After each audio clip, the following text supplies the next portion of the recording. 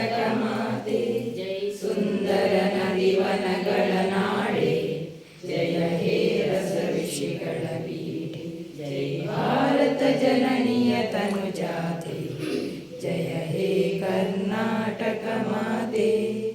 ಭೂದೇವಿಯ ಮಕುಟದ ನವಮಣಿಯೇ, ಗಂಧದ ಚಂದದ ಹೊನ್ನಿನ ಗಣಿಯೇ, ರಾಘವ ಮಧುಸೂದನ ಭಜಿಸಿದ ಭಾರತ ಜನನಿಯ ತನುಜಾತೆ, ಭಾರತ ಜನನಿಯ ತನುಜಾತೆ, ಜಯ ಹೇ ಕರ್ನಾಟಕ ಮಾತೆ.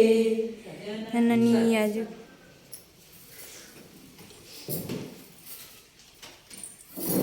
ಸಾಮಾಜಿಕ ಪರಿಶೋಧನಾ ನಿರ್ದೇಶನಾಲಯ ಬೆಂಗಳೂರು, ಸಾರ್ವಜನಿಕ ಶಿಕ್ಷಣ ಇಲಾಖೆ ಬೆಂಗಳೂರು, ಸಮಗ್ರ ಶಿಕ್ಷಣ ಕರ್ನಾಟಕ ಯೋಜನೆ 2023-24ನೇ ಸಾಲಿನ ಸಾಮಾಜಿಕ ಪರಿಶೋಧನೆಯ ಪೋಷಕರ ಸಭೆಗೆ ಆಗಮಿಸಿದ ನಮ್ಮ ತಾಲೂಕು ಕಾರ್ಯಕ್ರಮ ವ್ಯವಸ್ಥಾಪಕರು, ಸಾಮಾಜಿಕ ಪರಿಶೋಧನೆ ಮೂಡುಬಿದ್ರೆ ತಾಲೂಕು, ಇವರಿಗೆ ನಾವು ನಮ್ಮೆಲ್ಲ ಶಾಲಾ ಪರವಾಗಿ ಆತ್ಮೀಯವಾಗಿ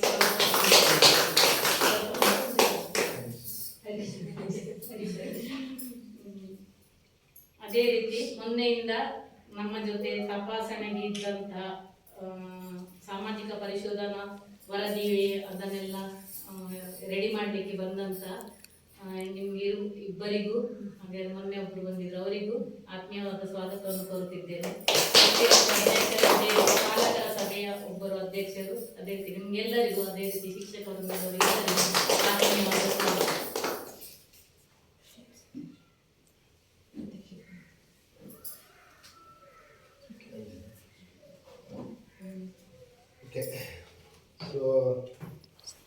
ಇವತ್ತು ಸಾಮಾಜಿಕ ಪರಿಶೋಧನಾ ಪಾಲಕರ ಸಭೆಯನ್ನು ಆಯೋಜನೆ ಮಾಡಿದ್ದೇವೆ. ಸೊ ಮೇ ಬಿ ಇದಕ್ಕೆ ಇರಲಿಲ್ಲ ಅಂತ ಕಾಣಿಸುತ್ತೆ. ಯಾಕಂತೇಳಿದ್ರೆ ಇನ್ನೇದು ಫಂಕ್ಷನ್ ಇತ್ತು ಎಲ್ಲ ಹೇಳಿದ್ರು ಮೇಡಮ್ ಅವರು, ಅದರೊಟ್ಟಿಗೆ ನಮಗೆ ಮಕ್ಕಳು ಕೂಡ ಇವತ್ತಿಲ್ಲ. ಇಲ್ಲಿ ನಮ್ದೇನೇ ಇದ್ರು ಇದು ಸರ್ಕಾರದ ಒಂದು ಕಾರ್ಯಕ್ರಮ, ಹಾಗಾಗಿ ನಾವು ಅದನ್ನು ನಡೆಸಲೇಬೇಕು. ಸೊ ಅವನ ನಿಟ್ಟಿನಲ್ಲಿ ಇವತ್ತಿನ ಪಾಲಕರ ಒಂದು ಸಭೆಯಲ್ಲಿ ಮಾರ್ಗದರ್ಶಿ ಅಧಿಕಾರಿಯವರ ಅನುಪಸ್ಥಿತಿಯಲ್ಲಿ ಅಧ್ಯಕ್ಷತೆಯನ್ನು ವಹಿಸಿಕೊಂಡಿರುವಂತಹ ಪಾಲಕರಾದಂಥ ಇವತ್ತಿನ ಒಂದು ಸಭೆ ಅಧ್ಯಕ್ಷತೆಯನ್ನು ಶ್ರೀಮತಿ ಗೌರಿ ಅವರು ವಹಿಸ್ತಾ ಇದ್ದಾರೆ. ಸೊ ಅದೇ ರೀತಿ ಒಂದು ಸಭೆಯಲ್ಲಿ ನಿಮ್ಮ ಶಾಲಾಭಿವೃದ್ಧಿ ನಿರ್ವಹಣೆ ಸಮಿತಿಯ ಅಧ್ಯಕ್ಷರಿದ್ದಾರೆ, ಶಾಲಾ ಮುಖ್ಯ ಶಿಕ್ಷಕರಿದ್ದಾರೆ, ಅದೇ ರೀತಿ ಶಾಲೆಯ ಶಿಕ್ಷಕರ ವರ್ಗದವರಿದ್ದಾರೆ, ಅದೇ ರೀತಿ ಇವತ್ತು ಆಗಮಿಸ್ತಕ್ಕಂತಹ ಎಲ್ಲ ಮಕ್ಕಳ ಪೋಷಕರಿದ್ದೀವಿ. ಬಹುಶಃ ಎಲ್ಲಿಗೆ ಈ ಒಂದು ಸಾಮಾಜಿಕ ಪರಿಶೋಧನೆ ಅನ್ನೋ ವಿಷಯ ಹೊಸ ವಿಷಯ. ಯಾಕಂತ ಹೇಳಿದ್ರೆ ಶಾಲೆಗೂ ಕೂಡ ಈಗ ಮೇಡಮ್ ಅವರಿಗೆ ನಾವು ಹೇಳಿದಾಗ ಕೂಡ ಸೊ ಅವರಿಗೆ ಇದ್ರ ಬಗ್ಗೆ ಏನು ಹೇಗೆ ಅನ್ನೋದ್ರ ಬಗ್ಗೆ ಮಾಹಿತಿ ಇಲ್ಲ. ಅಂದ್ರೆ ಇದು ಶಾಲೆಗೆ ಹೊಸ ವಿಚಾರ ಆಗಿರೋದ್ರಿಂದ ಸಾಮಾಜಿಕ ಪರಿಶೋಧನೆಯನ್ನು ನಾವು ನಿರಂತರವಾಗಿ ಗ್ರಾಮ ಪಂಚಾಯತ್ ಮಟ್ಟದಲ್ಲಿ ನಡೆಸ್ತಾ ಬಂದಿದ್ದೀವಿ. ಸೊ ಶಾಲೆಗೆ ಇದು ಕಳೆದ ಒಂದು ಆರ್ಥಿಕ ವರ್ಷದಿಂದ ನಮ್ಮ ಸರ್ಕಾರ ಈ ಶಾಲೆ ಸಮಗ್ರ ಶಿಕ್ಷಣ ಯೋಜನೆ ಅಡಿ ಎಲ್ಲ ಸರ್ಕಾರಿ ಶಾಲೆಗಳನ್ನು ಸಾಮಾಜಿಕ ಪರಿಶೋಧನೆ ಒಳಪಡಿಸಬೇಕು ಅನ್ನೋ ನಿಟ್ಟಿನಲ್ಲಿ ಕಳೆದ ಒಂದು ಆರ್ಥಿಕ ವರ್ಷದಿಂದ ನಾವು ಎರಡೆರಡು ಅಂದ್ರೆ ಸರ್ಕಾರಿ ಗುತ್ತಿಗೆ ಗ್ರಾಮ ಪಂಚಾಯತ್ ವ್ಯಾಪ್ತಿಯ ಅಂದ್ರೆ ಇದು ಪುರಸಭೆಗೆ ಪುರಸಭೆಗೆ ಬರುತ್ತೆ. ಆದ್ರೆ ಗುತ್ತಿಗೆ ಗ್ರಾಮ ಪಂಚಾಯತ್ ವ್ಯಾಪ್ತಿ ಒಳಗಡೆ ಇರೋದ್ರಿಂದ ನಾವು ಅದನ್ನು ಆಯ್ಕೆ ಮಾಡಿಕೊಂಡು ಸೊ 2 ಶಾಲೆಗಳನ್ನು ಇವತ್ತು ಸಭೆ ಮಾಡಿದ್ದೇವೆ. ಬೆಳಿಗ್ಗೆ ಸರ್ಕಾರಿ ಹಿರಿಯ ಪ್ರಾಥಮಿಕ ಶಾಲೆ ಕಂಗೂರು, ಇಲ್ಲಿ ಕೂಡ ಸಭೆಯನ್ನು ಆಯೋಜನೆ ಮಾಡಿದ್ವಿ. ಸೊ ಎಲ್ಲ ಸರ್ಕಾರಿ ಶಾಲೆಗಳನ್ನು ಈ ಒಂದು ಸಾಮಾಜಿಕ ಪರಿಶೋಧನೆಗೆ ಒಳಪಡಬೇಕಿದೆ. ಅದು ನಗರಸಭೆ ಇರ್ಬೋದು ಅಥವಾ ಗ್ರಾಮೀಣ ಭಾಗ ಇರ್ಬೋದು. ಸೊ ಈ ಮೊದಲನೇದಾಗಿ ಈ ಸಮಗ್ರ ಶಿಕ್ಷಣ ಯೋಜನೆ ಏನು, ಅದರ ಕಾರ್ಯರೂಪ ಯಾವ ತರ ಇರುತ್ತೆ ಅನ್ನೋದ್ರ ಬಗ್ಗೆ ತಿಳ್ಕೊಳ್ಳೋದಾದ್ರೆ, ಈ ಸಮಗ್ರ ಶಿಕ್ಷಣ ಯೋಜನೆ ಇದು ಹಳೆಯ ಒಂದು ವ್ಯವಸ್ಥೆ, ಅದನ್ನು ಹೊಸದಾಗಿ ನಾಮಕರಣ ಮಾಡಿಕೊಂಡು ಇವಾಗ ಅದು ಕಾರ್ಯರೂಪದಲ್ಲಿ ಇದೆ. ಸೊ ಈ ಹಿಂದೆ ರಾಷ್ಟ್ರೀಯ ಮಾಧ್ಯಮಿಕ ಶಿಕ್ಷಾ ಅಭಿಯಾನ್, ಸರ್ವ ಶಿಕ್ಷಾ ಅಭಿಯಾನ್ ಮತ್ತು ಶಿಕ್ಷಕರ ಶಿಕ್ಷಣ ಎನ್ನುವ ಒಂದು ಹೆಸರು, ಬೇರೆ ಬೇರೆ ಹೆಸರುಗಳಿಂದ ಇದು ಕರೆಯಲ್ಪಡ್ತಾ ಇತ್ತು. 2018ರ ನಂತರ ಇದಕ್ಕೆ ಕೇಂದ್ರ ಸರ್ಕಾರ ಒಂದು ಸಮಗ್ರವಾದ ರೂಪವನ್ನು ಕೊಟ್ಟು ಸೊ ಒಂದು ಶಿಕ್ಷಣ ನೀತಿಯನ್ನು ಅಳವಡಿಸಿಕೊಂಡು ಸೊ ಅದನ್ನು ಮತ್ತೆ ಮುನ್ನೆಲೆಗೆ ತಂದಿದ್ದಾರೆ. ಸೊ ಇದು ಇವಾಗ ಪ್ರಸ್ತುತ ಎಲ್ಲ ದೇಶದ ಎಲ್ಲ ರಾಜ್ಯಗಳಲ್ಲಿ ಇದು ಕಾರ್ಯಾಚರಣೆ ಆಗ್ತಾ ಇದೆ. ಸೊ ಏನು ಇದರಲ್ಲಿ ಇದರ ಉದ್ದೇಶ ಅಂದ್ರೆ ಇದರ ಫಲಾನುಭವಿಗಳು ಯಾರು ಅಂತ ಹೇಳಿದ್ರೆ ಪ್ರೀ ಸ್ಕೂಲ್ ಇಂದ ಹಿಡಿದು 12ನೇ ತರಗತಿವರೆಗೆ ಸರ್ಕಾರಿ ಶಾಲೆಯಲ್ಲಿ ಕಲಿತಕ್ಕಂತಹ ಮಕ್ಕಳು ಇದರ ಫಲಾನುಭವಿಗಳು. ಸೊ ಅವರು ಇದರ ಪ್ರಯೋಜನ ಪಡ್ಕೊಳ್ಳುವರು.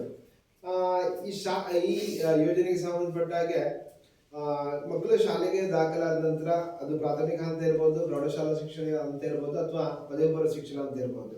ಸೊ ಇಲ್ಲಿ ಮಕ್ಕಳಿಗೆ ಗುಣಮಟ್ಟದ ಶಿಕ್ಷಣವನ್ನು ಕೊಡಬೇಕು. ಆ ಮೂಲಕ ಶಾಲೆಯಲ್ಲಿ ಎಲ್ರಿಗೂ ಅಂದ್ರೆ ಉಚಿತವಾದ ಶಿಕ್ಷಣ ಮತ್ತು ಸಮಾನ ಶಿಕ್ಷಣವನ್ನು ಕೊಡಬೇಕು. ಸೊ ಅದ್ರ ಜೊತೆಗೆ ಅವರು ಯಾವುದೇ ರೀತಿಯ ಒಂದು ಲಿಂಗ ತಾರತಮ್ಯವನ್ನು ಅನುಭವಿಸಬಾರದು. ಅದರ ಒಟ್ಟೊಟ್ಟಿಗೆ ವಿಕಲಚೇತನಿಗೂ ಕೂಡ ಒಂದು ಅವರ ವೃತ್ತಿ ಶಿಕ್ಷಣಕ್ಕೆ ಪೂರಕವಾದಂತಹ ಶಿಕ್ಷಣವನ್ನು ಇದರೊಟ್ಟಿಗೆ ಒದಗಿಸಬೇಕು ಎನ್ನುವ ನಿಟ್ಟಿನಲ್ಲಿ ಇದನ್ನು ಇದರ ಉದ್ದೇಶಗಳಿರುವಂತದ್ದು. ಸೊ ಗುಣಮಟ್ಟದ ಶಿಕ್ಷಣದ ಜೊತೆಗೆ ಮಕ್ಕಳಿಗೆ ಒಂದು ಅವರು ಏನು ಶಾಲೆ ಕಲಿತಾ ಇದ್ದಾರೆ ಆ ಶಾಲೆಯಲ್ಲಿ ಫಲಿತಾಂಶ ಹೆಚ್ಚಳಕ್ಕೂ ಕೂಡ ಅದು ಅವರ ಒಂದು ಶಿಕ್ಷಣದ ನೀತಿ ಅದು ಅದರ ಒಂದು ಭಾಗ ಆಗ್ಬೇಕೆನ್ನೋ ನಿಟ್ಟಿನಲ್ಲಿ ಇದಕ್ಕೆ ಒತ್ತು ಕೊಟ್ಟು ಅದನ್ನು ಜಾರಿಗೆ ತಂದಿದ್ದಾರೆ. ಸೊ 2030 ವೇಳೆಗೆ ಒಂದು ಗುರಿಯನ್ನು ಇಟ್ಕೊಂಡು ಈ ಯೋಜನೆ ಸಾಗ್ತಾ ಇದೆ. ಸೊ ಇದನ್ನು ಯಾವ ರೀತಿ ಅದನ್ನು ಇನ್ನೂ ಪರಿಣಾಮಕಾರಿಯಾಗಿ ಮಾಡ್ಕೋಬೇಕು, ಈ ಯೋಜನೆ ಅನುಷ್ಠಾನ ಆಗ್ತಾ ಇರುವಾಗ ಏನಾದ್ರೂ ಸಮಸ್ಯೆಗಳು ಆಗ್ತಾ ಇದೆಯಾ, ಇದನ್ನು ಕಂಡುಕೊಳ್ಬೇಕು ಅಂತ ಹೇಳಿದ್ರೆ ಯಾವ ರೀತಿ ಕಂಡುಕೊಳ್ಬೇಕು ಅನ್ನೋ ನಿಟ್ಟಿನಲ್ಲಿ ಸರ್ಕಾರ ಚಿಂತನೆ ನಡೆಸಿ ಕೊನೆಯದಾಗಿ ಸಾಮಾಜಿಕ ಪರಿಷದನಿಗೆ ಈ ಒಂದು ಜವಾಬ್ದಾರಿಯನ್ನು ಹೊರಿಸಿ ಸೊ ಆ ಮೂಲಕ ಸರ್ಕಾರಿ ಶಾಲೆಗಳಲ್ಲಿ ಒಂದು ಸಾಮಾಜಿಕ ಪರಿಷತ್ ನಡೆಸಿ ವರದಿ ಕೊಡ್ಬೇಕೆನ್ನೋ ನಿಟ್ಟಿನಲ್ಲಿ ಸರ್ಕಾರ ಆದೇಶ ಕೊಟ್ಟಿರುವಂತದ್ದು. ಸೊ ಸರ್ಕಾರ ಇದಕ್ಕೆ ತುಂಬಾನೇ ಕಾರ್ಯತಂತ್ರಗಳನ್ನು ರೂಪಿಸಿ ಅಂತಿಮವಾಗಿ ಒಂದು 138 ಪ್ರಶ್ನಾವಳಿಗಳನ್ನು ತಯಾರು ಮಾಡಿಕೊಂಡು ಅದನ್ನು ಸಾಮಾಜಿಕ ಪರಿಷತ್ ತಂಡಕ್ಕೆ ಒದಗಿಸಿಕೊಟ್ಟು ಸೊ ಅಲ್ಲಿ ನಾವು ಏನು 138 ಪ್ರಶ್ನಾವಳಿಗಳಿವೆ ಅದರಲ್ಲಿ ಮಕ್ಕಳಿಗೆ ಸಂಬಂಧಿಸಿದ್ದಿದೆ, ಮತ್ತೆ ಮಕ್ಕಳ ಪೋಷಕರಿಗೆ ಸಂಬಂಧಿಸಿದ್ದಿದೆ ಮತ್ತು ಶಿಕ್ಷಕರಿಗೆ ಸಂಬಂಧಿಸಿದೆ. ಇವೆಲ್ಲವನ್ನು ನಾವು ಕೂಲಂಕುಷವಾಗಿ ಪರಿಶೀಲಿಸಿ ಅಂತಿಮವಾಗಿ ಆ ವರದಿಯನ್ನು ತಯಾರು ಮಾಡಿಕೊಂಡು ಅದನ್ನು ಮತ್ತೆ ಈ ಒಂದು ಪಾಲಕರ ಸಭೆಯಲ್ಲಿ ಮಂಡನೆ ಮಾಡಿ ಸೊ ನಿಮ್ಮ ಒಂದು ಮಂಡನೆ ಪಡ್ಕೊಂಡ ನಂತರ ಅದನ್ನು ಅದು ವರದಿಯನ್ನಾಗಿ ಮತ್ತೆ ಸ್ವೀಕಾರ ಮಾಡಿಕೊಂಡು ಅದನ್ನು ಅಂತಿಮವಾಗಿ ಸರ್ಕಾರಕ್ಕೆ ಕಳಿಸಿಕೊಡುವಂತ ಒಂದು ಪ್ರಕ್ರಿಯೆ ಈ ಒಂದು 3 ದಿನಗಳಲ್ಲಿ ಆಗುವಂಥದ್ದು. ಸೊ ಹಾಗಾಗಿ ಇಲ್ಲಿ ಈ ಸಮಗ್ರ ಶಿಕ್ಷಣ ಯೋಜನೆ ಅಡಿಯಲ್ಲಿ ಮಕ್ಕಳಿಗೆ ಶಿಕ್ಷಣ ಸಿಗುತ್ತೆ. ಸೊ ಅಂದ್ರೆ ಪ್ರಾಥಮಿಕ ಅಂತ ಇರ್ಬೋದು, ಪ್ರೌಢಶಾಲಾ ಅಂತ ಇರ್ಬೋದು, ಅಥವಾ ಪದವಿ ಪೂರ್ವ ಶಿಕ್ಷಣ ಅಂತ ಇರ್ಬೋದು. ಸೊ ಇಲ್ಲಿ ಈ ಹಂತಗಳಲ್ಲಿ ಅವರು ಶಿಕ್ಷಣ ಪಡ್ಕೊಂಡ ನಂತರ ಅವರು ಒಂದು 12ನೇ ತರಗತಿ ಪಾಸ್ ಆಗಿ ಹೊರಗಡೆ ಜಗತ್ತಿಗೆ ಬರುವಾಗ ಅಂದ್ರೆ ನಿಮ್ಗೆಲ್ಲ ಗೊತ್ತಿದೆ, ಇವಾಗ 10ನೇ ಕ್ಲಾಸ್ ಪಾಸ್ ಆಗಿ 12ನೇ ತರಗತಿ ಬರುವಾಗ ನಿಮ್ಗೆಲ್ಲ ಎಂಟ್ರೆನ್ಸ್ ಎಕ್ಸಾಮ್, ಪ್ರವೇಶ ಪರೀಕ್ಷೆ ಸ್ಟಾರ್ಟ್ ಆಗುತ್ತೆ. ಅಲ್ಲಿ ನೀವು ಯಾವ ಒಂದು ಕಾಲೇಜಿಗೆ ನೀವು ಬೇರೆ ಬೇರೆ ಆಯ್ಕೆಗಳನ್ನು ಮಾಡ್ಕೊಳ್ಳಿಕ್ಕೆ ನಿಮಗೆ ಅಲ್ಲಿ ಎಕ್ಸಾಮ್ಸ್ಗಳಿರುತ್ತೆ. ಸೊ ಅದನ್ನು ನಮ್ಮ ಈ ಸರ್ಕಾರಿ ಶಾಲೆಯಲ್ಲಿ ಕಲಿತಂತಹ ಮಕ್ಕಳು, ವಿದ್ಯೆ ಕಲಿತ ಮಕ್ಕಳು ಆ ಒಂದು ಪ್ರವೇಶ ಪರೀಕ್ಷೆಗಳನ್ನು ತೆಗೆದುಕೊಳ್ಳುವಾಗ ಅಥವಾ ಹೊರ ಜಗತ್ತಿಗೆ ಬಂದಾಗ ಅವರಿಗೆ ಖಾಸಗಿ ಶಾಲೆಯಲ್ಲಿ ಮಕ್ಕಳು ಏನೋ ವಿದ್ಯೆ ಕಲಿತಾರೆ ಅವರಿಗೆ ಸರಿಸಮಾನರಾಗಿ ನಿಲ್ಬೇಕು. ಇವರು ಯಾವುದೇ ಒಂದು ಅಡೆತಡೆಗಳನ್ನು ಎದುರಿಸಬಾರದು. ಆ ನಿಟ್ಟಿನಲ್ಲಿ ಮಕ್ಕಳಿಗೆ ಒಂದು ಶಿಕ್ಷಣವನ್ನು ಪೂರೈಕೆ ಮಾಡಬೇಕು ಎನ್ನುವ ನಿಟ್ಟಿನಲ್ಲಿ ಈ ಸಮಗ್ರ ಶಿಕ್ಷಣ ಇವತ್ತಿಗೂ ಕಾರ್ಯಾಚರಣೆ ಆಗ್ತಾ ಇರುವಂತದ್ದು. ಸೊ ಇದು ನಿಮಗೆ ಗೊತ್ತಿರಲಿ. ಸೊ ಇವಿಷ್ಟು ಸಮಗ್ರ ಶಿಕ್ಷಣ ಯೋಜನೆ ಬಗ್ಗೆ ಮಾಹಿತಿ. ಇನ್ನು ನಿಮಗೆ ಗೊತ್ತಿರಬಹುದು, ಈ ಶಿಕ್ಷಣ ಹಂತದಲ್ಲಿ ಸರ್ಕಾರ ತುಂಬಾನೇ ಖರ್ಚು ಮಾಡ್ತಾ ಇದೆ. ಅಂದ್ರೆ ಮಕ್ಕಳಿಗೆ ಬಿಸಿಟ ಬೆಳಿಗ್ಗೆ ಬಂದ ಕೂಡಲೇ ಹಾಲು ಕೊಡುವಂಥದ್ದು ಇರ್ಬೋದು, ಮಧ್ಯಾಹ್ನ ಬಿಸಿಟ ಕೊಡುವಂಥದ್ದು ಇರ್ಬೋದು, ಮತ್ತೆ ಅವರಿಗೆ ಸಮವಸ್ತ್ರಕ್ಕೆ, ಪಠ್ಯಪುಸ್ತಕಕ್ಕೆ, ಹೀಗೆ ತುಂಬಾ ರೀತಿಯಲ್ಲಿ ವೆಚ್ಚ ಮಾಡ್ತಾ ಇದೆ. ಸೊ ಇದು ಇದಕ್ಕೆ ಬದಲಾಗಿ ಸರ್ಕಾರ ಮಕ್ಕಳಿಂದ ಏನ್ ನಿರೀಕ್ಷೆ ಮಾಡ್ತಾ ಇದೆ ಅಂತ ಹೇಳಿದ್ರೆ ಅದು ಅದೇ ಇನ್ನೊಮ್ಮೆ ಅಂದ್ರೆ ಅವರು ಮುಂದೆ ಅವರ ವೃತ್ತಿ ಜೀವನವನ್ನು ಆಯ್ಕೆ ಮಾಡಿಕೊಂಡು ಅವರು ಸಮಾಜಕ್ಕೆ ಯಾವುದೇ ರೀತಿಯಲ್ಲಿ ಹೊರೆಯಾಗಿ ಬಾಳಬಾರದು, ಅವರ ಜೀವನವನ್ನು ರೂಪಿಸ್ಕೊಳ್ಳಿಕ್ಕೆ ಅವರಿಗೆ ಯಾವುದೇ ರೀತಿಯ ಹಿನ್ನಡೆ ಆಗಬಾರ್ದು ಅನ್ನೋ ಅವರು ಸಮರ್ಪಕವಾಗಿ ಅವರ ಜೀವನವನ್ನು ರೂಪಿಸಿಕೊಳ್ಳುವಂತ ಆಗ್ಬೇಕು ಎನ್ನುವುದು ಮಾತ್ರ ಸರ್ಕಾರ ಬಯಸುವಂತದ್ದು.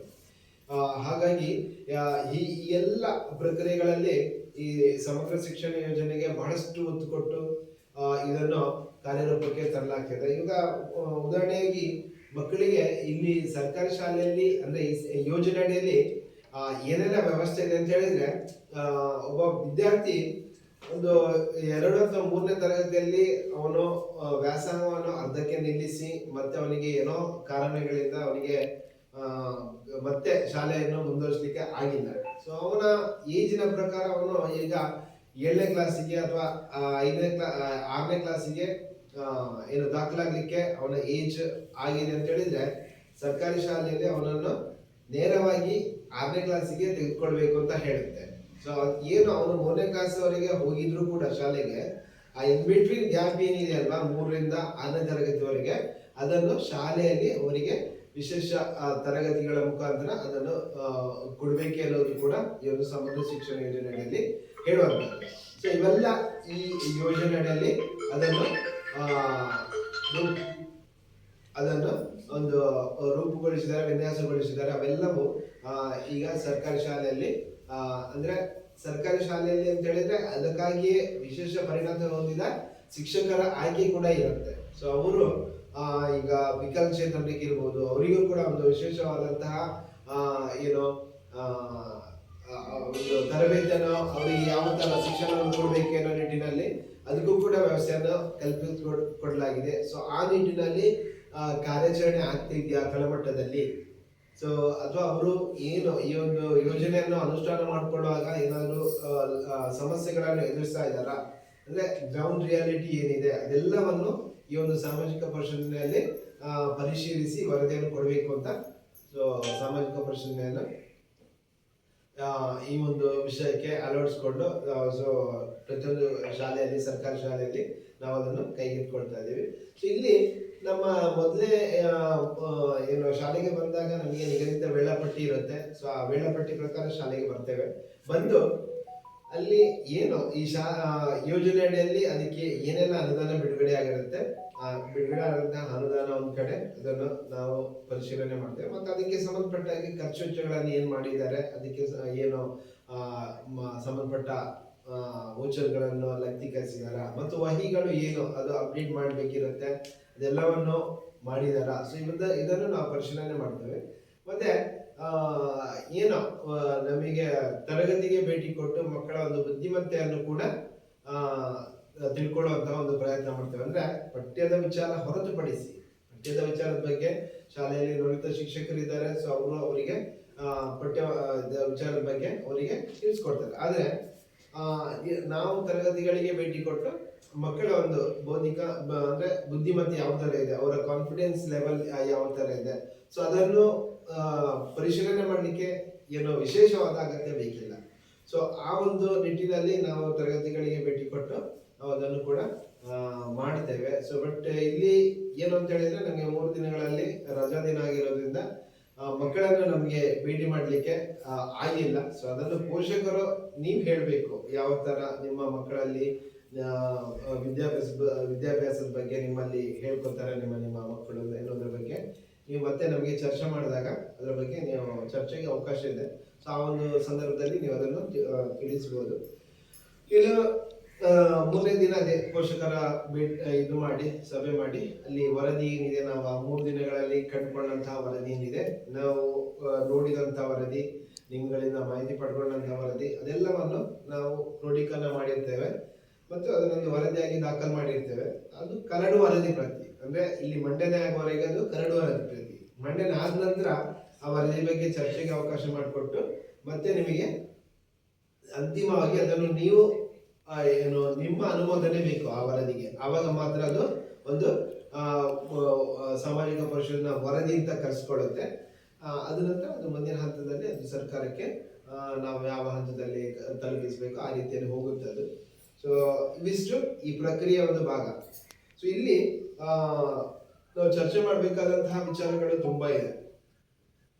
ಈಗ ನಾವು ಬೆಳಿಗ್ಗೆ ಒಂದು ಶಾಲೆಯಲ್ಲಿ ಸಭೆಗಳನ್ನು ಮಾಡಿದ್ವಿ. ಅಲ್ಲಿ ಒಂದು ವಿಚಾರ ಏನು ಅಂತ ಹೇಳಿದ್ರೆ, ಕಳೆದ ಬಾರಿ 23-24ಕ್ಕೆ ನಮಗೆ ಮಕ್ಕಳ ದಾಖಲಾತಿ ತುಂಬಾನೇ ಜಾಸ್ತಿ ಇತ್ತು. ಆದ್ರೆ ಈ ಬಾರಿಗೆ ಮಕ್ಕಳ ಸಂಖ್ಯೆ ತುಂಬಾ ಕಡಿಮೆ ಇದೆ. ಸೊ ಅದು ಆಗ್ಬಾರ್ದು. ಈಗ ಸರ್ಕಾರ ಸರ್ಕಾರಿ ಶಾಲೆಗಳಲ್ಲಿ ನಮಗೆ ಬೇರೆ ಬೇರೆ ಗ್ರಾಮ ಪಂಚಾಯತ್ಗಳಲ್ಲಿ ನಾವು ವಿಸಿಟ್ ಮಾಡಿದಾಗ ಈ ಒಂದು ವಿಚಾರ ದೊಡ್ಡ ಇದಾಗಿ ನಮಗೆ ಗೋಚರಣೆ ಆಗ್ತದೆ. ಇದಕ್ಕೆ ಕಾರಣ ಏನು? ಇದು ನಾವೇ ಅದರ ಬಗ್ಗೆ ಒಂದು ಚರ್ಚೆ ಮಾಡಿಕೊಂಡು ಯಾವ ವಿಚಾರಕ್ಕೆ ಮಕ್ಕಳು ಹೊರಗಡೆ ಹೋಗ್ತಾ ಇದ್ದಾರೆ ಅನ್ನೋದ್ರ ಬಗ್ಗೆ ನಾವು ಕೂಲಂಕಷವಾಗಿ ಚರ್ಚೆ ಮಾಡಬೇಕು. ಯಾಕಂತ ಹೇಳಿದ್ರೆ ನಾವು ಚರ್ಚೆ ಮಾಡ್ಕೊಂಡು ಅದಕ್ಕೆ ಒಂದು ಉತ್ತರ ಕಂಡುಕೊಂಡಿಲ್ಲ ಅಂತ ಹೇಳಿದ್ರೆ ಮುಂದೆ ಇಂಥ ಶಾಲೆಗಳು ಇವಾಗ ನೋಡಿ, ಈ ಶಾಲೆ ತುಂಬಾನೇ ಒಂದು ವಾತಾವರಣ ಇರ್ಬೋದು ಅಥವಾ ಇದರ ಒಂದು ಕಟ್ಟಡ ಇರ್ಬೋದು, ಇದರ ಒಂದು ಏನು ಸುತ್ತಲೂ ಕಾಂಪೌಂಡ್ ಇದ್ದು ಒಳ್ಳೆ ಒಂದು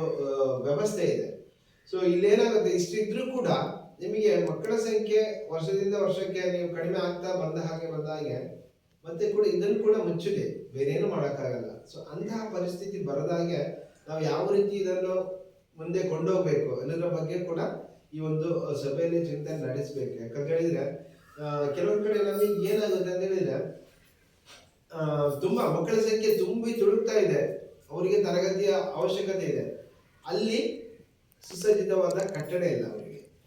ಬಟ್ ಮಕ್ಕಳ ಸಂಖ್ಯೆ ತುಂಬಾನೇ ಕಡಿಮೆ ಇದೆ, ಅಲ್ಲಿ ಎಲ್ಲ ವ್ಯವಸ್ಥೆ ಇದೆ, ಕಟ್ಟಡ ಇದೆ, ತರಗತಿ ಇದೆ. ಸೊ ಈ ತರ ಒಂದು ವಿರುದ್ಧವಾದಂತಹ ಒಂದು ಇದನ್ನು ನಮಗೆ ನೋಡ್ಲಿಕ್ಕೆ ಸಿಕ್ಕಿದೆ. ಅದು ನಾವು ನಿಮ್ ಜೊತೆ ಹಂಚ್ಕೊಳ್ಳುವಂಥದ್ದು. ಈಗ ಮುಖ್ಯವಾಗಿ ನಾವು ನೀವು ಮಾತಾಡ್ಕೊಂಡೆ ನಾವು ಇದ್ ಮಾಡೋಣ. ಅಂದ್ರೆ ನಾನು ಮಾತಾಡ್ತಾನೆ ಹೋದ್ರೆ ನಿಮಗೆ ಈಗ ಊಟ ಮಾಡಿ ಬಂದಿದ್ದೀರಾ, ಮತ್ತೆ ಕಣ್ಣು ಎಳಿಲಿಕ್ಕೆ ನಿದ್ದೆಗೆ ಜಾರ್ತೀರ. ಸೊ ಅದಕ್ಕೆ ಇವಾಗ ನೋಡಿ, ಸರ್ಕಾರಿ ಈಗ ಮುಖ್ಯವಾಗಿ ಮಕ್ಕಳು ಬೇರೆ ಕಡೆಗೆ ಹೋಗ್ಲಿಕ್ಕೆ ಏನೆಲ್ಲ ಕಾರಣಗಳಿರ್ಬೋದು ನಿಮಗೆ ತಿಳಿದ ಪ್ರಕಾರ ಹೇಳಿ ಒಂದೊಂದಾಗಿ. ಏನಿರ್ಬೋದು? ಒಂದು ಇಂಗ್ಲಿಷ್ ಮೀಡಿಯಂ, ಅದು ಕರೆಕ್ಟ್. ಮತ್ತೆ ಬೇರೆ ಅದೇ ಮೇನು, ಅದೇ ಓಕೆ. ಇಂಗ್ಲಿಷ್ ಮೀಡಿಯಂ ಅಲ್ಲಿ ಸಹ ಒಂದೇ ಇಂಗ್ಲಿಷ್ ಸ್ಟಾರ್ಟ್ ಮಾಡ್ತಾರೆ, ಅಲ್ಲಿ ಮೇನ್ ಶಾಲೆಯಲ್ಲಿ ಇಂಗ್ಲಿಷ್ ಮೀಡಿಯಂ ಮಾಡಿದಾರಲ್ಲ, ಹಾಗೆ ಎಲ್ಲದಕ್ಕೆ ದಾಳಿ ಹಾಕಿದ್ದಾರೆ ಹಾಗೆ. Okay, correct. ಈಗ ಇಂಗ್ಲಿಷ್ ಮೀಡಿಯಂ ಬೇಕೋ ಬೇಡವಾ? ಅದು ಸಹ ಬೇಕು, ಕನ್ನಡ ಮೀಡಿಯಂ ಸಹ ಬೇಕು. ಓಕೆ, ಅದು ಎರಡು ಬೇಕು. ಇವಾಗ ನಿಮಗೆ ಗುಣಮಟ್ಟದ ಇದು ಶಿಕ್ಷಣ ಬೇಕಾ ಅಥವಾ ಗುಣಮಟ್ಟ ಇಲ್ಲದಂತ ಶಿಕ್ಷಣ ಬೇಕಾ? ಓಕೆ, ಸೊ ಗುಣಮಟ್ಟದ ಶಿಕ್ಷಣಕ್ಕೆ ನೀವು ಒಪ್ಕೋತೀರಾ ಅಲ್ವಾ? ಈಗ ಗುಣಮಟ್ಟದ ಶಿಕ್ಷಣ ಎಲ್ಲಿ ಸಿಗುತ್ತೆ ಅನ್ನೋದ್ರ ಬಗ್ಗೆ ಒಂದು ಚರ್ಚೆ ಮಾಡೋಣ. ಈಗ ಒಂದು ಸರ್ಕಾರಿ ಶಾಲೆ, ಇನ್ನೊಂದು ಖಾಸಗಿ ಶಾಲೆ, ಸರಿಯಾ? ಎರಡು ಇರುವಂತದ್ದು ಇಲ್ಲಿ. ಈಗ ಗುಣಮಟ್ಟದ ಬಗ್ಗೆ ನಾವು ಯೋಚನೆ ಮಾಡಬೇಕು ಅಂತ ಹೇಳಿದ್ರೆ ಅದನ್ನು ಒಂದು ಮಾನದಂಡವಾಗಿ ಇಟ್ಕೋಬೇಕು ಅಂತ ಹೇಳಿದ್ರೆ, ಇವಾಗ ಸರ್ಕಾರಿ ಶಾಲೆಯಲ್ಲಿ ಇಲ್ಲಿ ಇರುವಂತಹ ಶಿಕ್ಷಕರು ಎಲ್ಲವನ್ನು ಈ ಒಂದು ಹುದ್ದೆಗೆ, ಶಿಕ್ಷಕರ ಹುದ್ದೆಗೆ ಬರಬೇಕು ಅಂತ ಹೇಳಿದ್ರೆ ಅವರು ಲಕ್ಷಾನುಗಟ್ಲೆ ಒಂದು ಅದಕ್ಕೆ ನುರಿತವಾಗಿ ತರಬೇತಿಯನ್ನೇ ಪಡೆದವರಲ್ಲೇ ಅವರಿಗೆ ತುಂಬಾ ಕಾಂಪಿಟೇಷನ್ ಇರುತ್ತೆ. ಅವರಲ್ಲಿ ಇವರು ಪ್ರವೇಶ ಪರೀಕ್ಷೆಯನ್ನು ಬರೆದು ಅದರಲ್ಲಿ ಆಯ್ಕೆಯಾಗಿ ಬಂದು ಈ ಒಂದು ಶಿಕ್ಷಕ ವೃತ್ತಿಯನ್ನು ನಡೆಸ್ತಾ ಇದ್ದಾರೆ. ಅಂದ್ರೆ ಅವರು ಎಲ್ಲದರಲ್ಲೂ ಈಗ ಶಿಕ್ಷಕ ವೃತ್ತಿಯನ್ನು ಮಾಡ್ಕೊಂಡು ಹೋಗ್ಲಿಕ್ಕೆ ಪರಿಣತರಾದಂತಹ ನುರಿತ ಶಿಕ್ಷಕರು. ಒಪ್ತೀರಾ? ಓಕೆ. ಸೊ ಇವಾಗ ಖಾಸಗಿ ಶಾಲೆಗೆ ಬರೋಣ. ಖಾಸಗಿ ಶಾಲೆಯಲ್ಲಿ ಶಿಕ್ಷಕರ ನೇಮಕಾತಿ ನಡೆಯುತ್ತೆ, ಗೊತ್ತಿದೆ? ಒಂದು ಎಕ್ಸಾಕ್ಟ್ ಬೇಡ, ಅಂದಾಜಿಗೆ ಹೇಳ್ಬೋದು.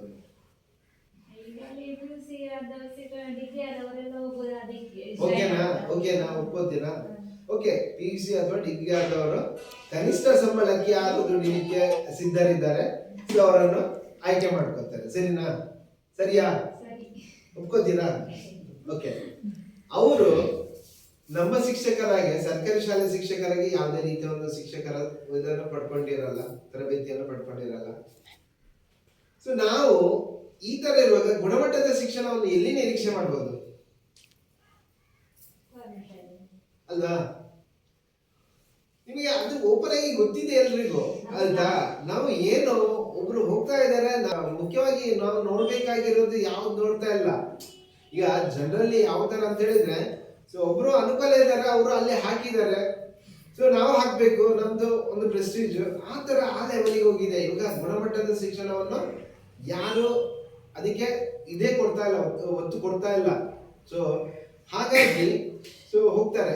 ಇನ್ನೊಂದು ವಿಚಾರ, ಅಲ್ಲಿ ಈಗ ಈಗ ನಿಮ್ಗೆ ಇಲ್ಲಿ ಹೇಗೆ ಪೇರೆಂಟ್ಸ್ ಮೀಟಿಂಗ್ ಮಾಡ್ತಾರೆ ಅಲ್ಲೂ ಮಾಡ್ತಾರೆ, ಹೌದಾ? ಹೋಗ್ತೀರಾ? ಸೊ ಅಲ್ಲಿ ಅವರು ಏನ್ ನಿಗದಿ ಮಾಡಿರ್ತಾರೆ ಆ ಸಮಯಕ್ಕೆ ನೀವು ಹೋಗ್ಬೇಕು, ಮತ್ತೆ ನಿಮಗೆ ಕೊಡಲ್ಲ ಅಲ್ವಾ? ನೀವು ಹೋದ್ರು ನಿಮ್ಮನ್ನು ಆಯ್ತು, ನೀವು ಏನೋ ನಿಮ್ಗೆ ಆ ಟೈಮಿಗೆ ಹೋಗ್ಲಿಕ್ಕೆ ಆಗಿಲ್ಲ, ಸೊ ಮತ್ತೆ ಸಂಜೆ ಮಾತಾಡೋಣ ಟೀಚರ್ ಅಂತೇಳಿ ಸಂಜೆವರೆಗೆ ಕಾದು ಹೋಗ್ತೀರಾ. ಆಗ ನಿಮಗೆ ಅವರು ಸರಿಯಾಗಿ ಮಾತಾಡಲಿಕ್ಕೆ ಸಿಗ್ತಾರ? ಅವರು ಮನೆಗೆ ಹೋಗೋ ತರಾತುರಿಯಲ್ಲಿ ಇರ್ತಾರೆ ಅಲ್ವಾ? ಹೌದು ಹೌದು ಮಾತಾಡ್ತಾರೆ ಹೋಗ್ತಾರೆ. ಅದೇ ನೀವು ಈ ಸರ್ಕಾರಿ ಶಾಲೆಯಲ್ಲಿ ನೋಡ್ತೀರಾ, ನೀವು ಯಾವಾಗ ಬಂದ್ರು ನಿಮ್ಮನ್ನು ಎದುರುಗೊಂಡು ಮಾತಾಡಿಸ್ತಾರೆ, ನಗುಮುಖದಿಂದ ಮಾತಾಡ್ತಾರೆ, ಫೀಡ್ಬ್ಯಾಕ್ ಏನಿದ್ರು ಕೊಡ್ತಾರೆ ಅಲ್ವಾ? ಸೊ ಯಾವುದು ನಾವು ಕಂಪೇರ್ ಮಾಡ್ತೇವ? ಆ ಬಗ್ಗೆ ನಾವು ಯೋಚನೆನೇ ಮಾಡಲ್ಲ ಅಲ್ವಾ? ಸೊ ಇನ್ನೊಂದು ಅದೊಂದು, ಮತ್ತೆ ಇನ್ನೊಂದು, ಮಕ್ಕಳು ಈಗ ಖಾಸಗಿ ಶಾಲೆಯಲ್ಲಿ ಮಕ್ಕಳು ಕಳೀತಾರೆ.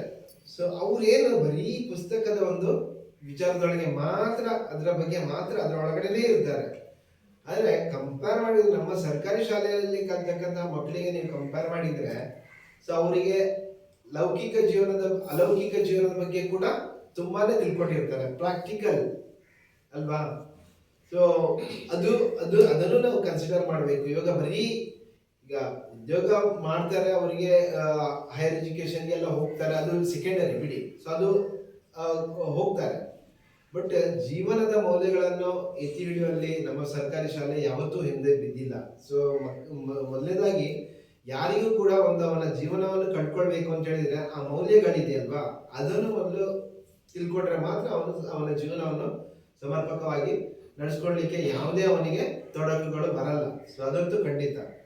ಸೊ ಅಲ್ವಾ? ಇದಕ್ಕೆ ಒಪ್ಪಿಗೆ ಏನಿದ್ದು? ಇದ್ರೆ ಇದೆ ಅಂತೇಳಿ, ಇಲ್ಲ ಅಂತ ಹೇಳಿದ್ರೆ ಇಲ್ಲ ಅಂತೇಳಿ. ನಾನು ಇಲ್ಲಿ ಅಂತಿಮವಾಗಿ ಇದು ನಾನು ಬರೀ ನಿಮಗೆ ಅದರ ಒಂದು ಇದನ್ನ ಹೇಳ್ತಾ ಇರೋಂಥದ್ದು, ಅಂತಿಮವಾಗಿ ಆಯ್ಕೆ ನಿಮ್ದೆ, ಅದಕ್ಕೆ ಅದನ್ನು ಯಾರು ಅಡ್ಡಿಪಡಿಸಲ್ಲ, ಆಯ್ತಾ? ಸೊ ಇದೆಲ್ಲವನ್ನು ನಾವು ಕನ್ಸಿಡರ್ ಮಾಡಬೇಕು. ನಮ್ಮ ಆಸ್ ಎ ಪೋಷಕರಾಗಿ ನಾವು ನಮ್ಮ ಯೋಜನಾ ಲಹರಿಯನ್ನು ಈ ತರನು ಕೊಂಡೋದ್ರೆ ಸರ್ಕಾರಿ ಶಾಲೆಗಳು ಯಾವತ್ತೂ ಮಕ್ಕಳ ಸಂಖ್ಯೆ ಕಡಿಮೆ ಆಗಲ್ಲ. ಸೊ ಯಾಕಂತ ಹೇಳಿದ್ರೆ, ಸೊ ನಮಗೆ ನಾವು ಯೋಚನೆ ಮಾಡೋ ನಿಟ್ಟಿನಲ್ಲಿ ಯೋಚನೆ ಮಾಡಬೇಕು, ಹೊರತುಪಡಿಸಿ ಬೇರೆಯವರು ಹಾಕಿದ್ದಾರೆ ನಾನು ಹಾಕ್ತೇನೆ ಅಂತ ಹೇಳಿದ್ರೆ ಸೊ ಮತ್ತೆ ಇದೇ ರೀತಿ ಆಗತ್ತೆ. ಸೊ ಈ ತರದ್ದು ಎಲ್ಲ ಇರುತ್ತೆ. ಸೊ ಹಾಗಾಗಿ ಸೊ ಇದನ್ನೆಲ್ಲವನ್ನು ನಾವು ಒಂದು ಕಡೆ ಚರ್ಚೆ ಮಾಡಿದಾಗ ಆ ವಿಚಾರದಲ್ಲಿ ನಮಗೆ ಒಂದು ಸ್ಪಷ್ಟತೆ ಸಿಗುತ್ತೆ. ಆ ಸಿಕ್ಕಾಗ ಮಾತ್ರ ನಾವು ಅದನ್ನು ನಿಮಗೆ ಈ ಸರ್ಕಾರಿ ಶಾಲೆಗಳ ಬಗ್ಗೆ ಒಂದು ವ್ಯಾಮೋಹ ಜಾಸ್ತಿ ಆಗುತ್ತೆ.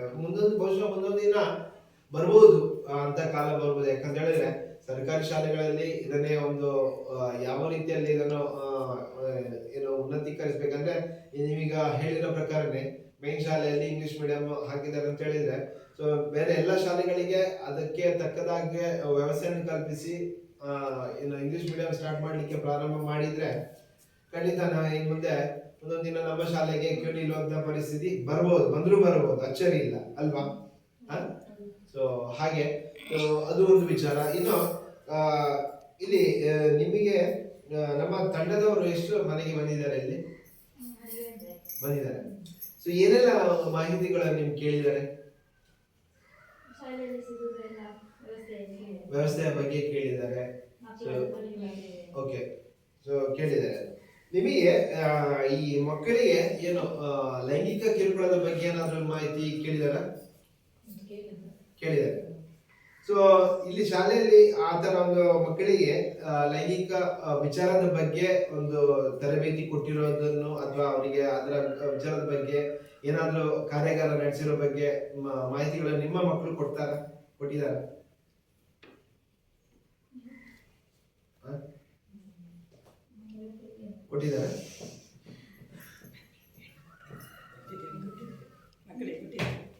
ಮಕ್ಕಳಿಗೆ ಇದೆ ಸರ್.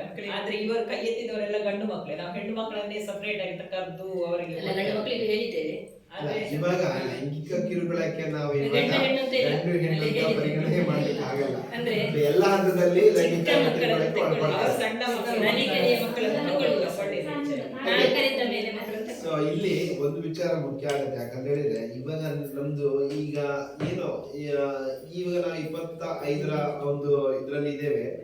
ಸೊ ಇಲ್ಲಿ ಮಕ್ಕಳು ತುಂಬಾ ಬೇಗ ಪ್ರಬುದ್ಧತೆಗೆ ಬರ್ತಾರೆ. ಸೊ ಇವಾಗ ಈ ಹಿಂದೆ ಇದ್ದದಂತೆಲ್ಲ ಏನೋ ಮಡಿವಂತಿಕೆ ಅಂತ ಹೇಳ್ತಾರಲ್ಲ, ಅದ್ಯಾವುದು ಇಲ್ಲ. ಇವಾಗ ಎಳೆಯ ಪ್ರಾಯದಲ್ಲೇ ಮಕ್ಕಳಿಗೆ ನೀವು ಅದರ ಬಗ್ಗೆ ಮಾಹಿತಿಯನ್ನು ಕೊಡ್ಲೇಬೇಕಾಗತ್ತೆ.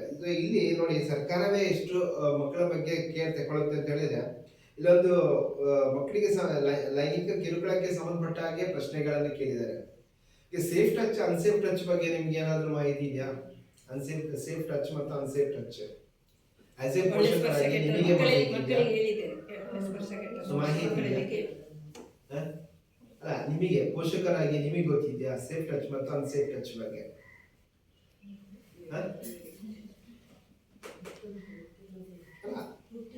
ಇದರಲ್ಲಿ ಮುಚ್ಚುಮರೆ ಏನಿಲ್ಲ.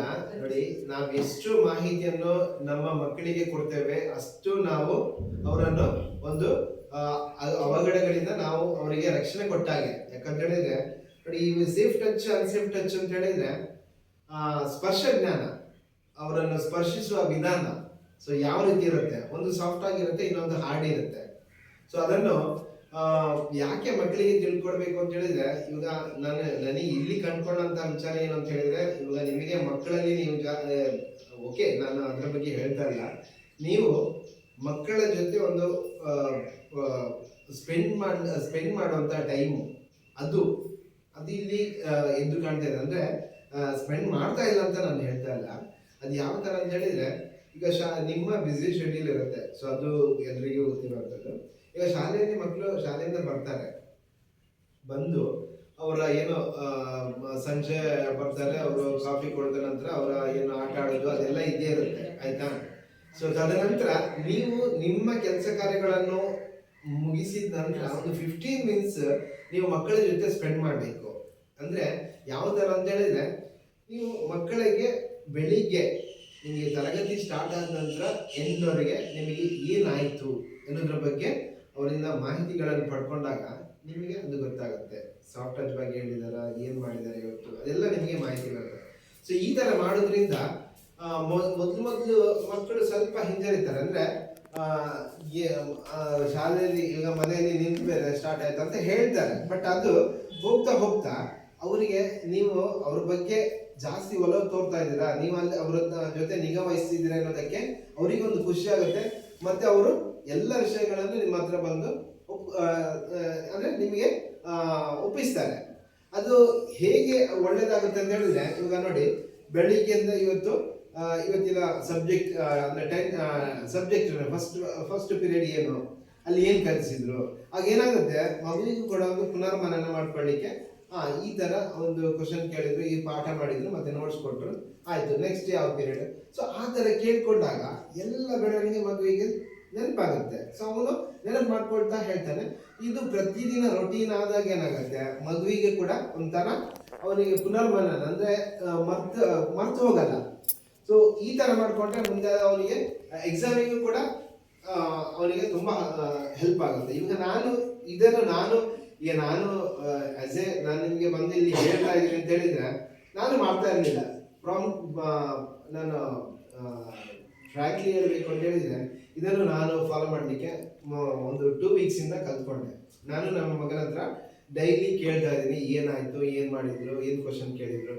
ಸೊ ಹಾಗಾಗಿ ಫಸ್ಟ್ ಅವನು ಹೀಗೆ ಮಾಡ್ತಾ ಇದ್ದ, ಮತ್ತೆ ಬಂದು ಎಲ್ಲವನ್ನು ಹೇಳ್ತಾ ಇದ್ದ. ಹಾಗಾಗಿ ಮಕ್ಕಳಿಗೆ ಕೂಡ ಅವರಿಗೂ ಕೂಡ ನಮ್ಮನ್ನು ಏನೇ ಆದ್ರೂ ಕೇಳ್ತಾರೆ, ನಿಗಾ ವಹಿಸ್ತಾ ಇದ್ದಾರೆ ಅನ್ನೋದ್ರ ಬಗ್ಗೆ ಅವರಿಗೂ ಕೂಡ ಒಂದು ಖುಷಿ ಆಗುತ್ತೆ. ಸೊ ಒಂಥರ ನಿಮ್ಮ ಬಾಂಧವ್ಯ ಒಳ್ಳೆ ರೀತಿಯಲ್ಲಿ ಸಾಕ್ತಾ ಇರುತ್ತೆ.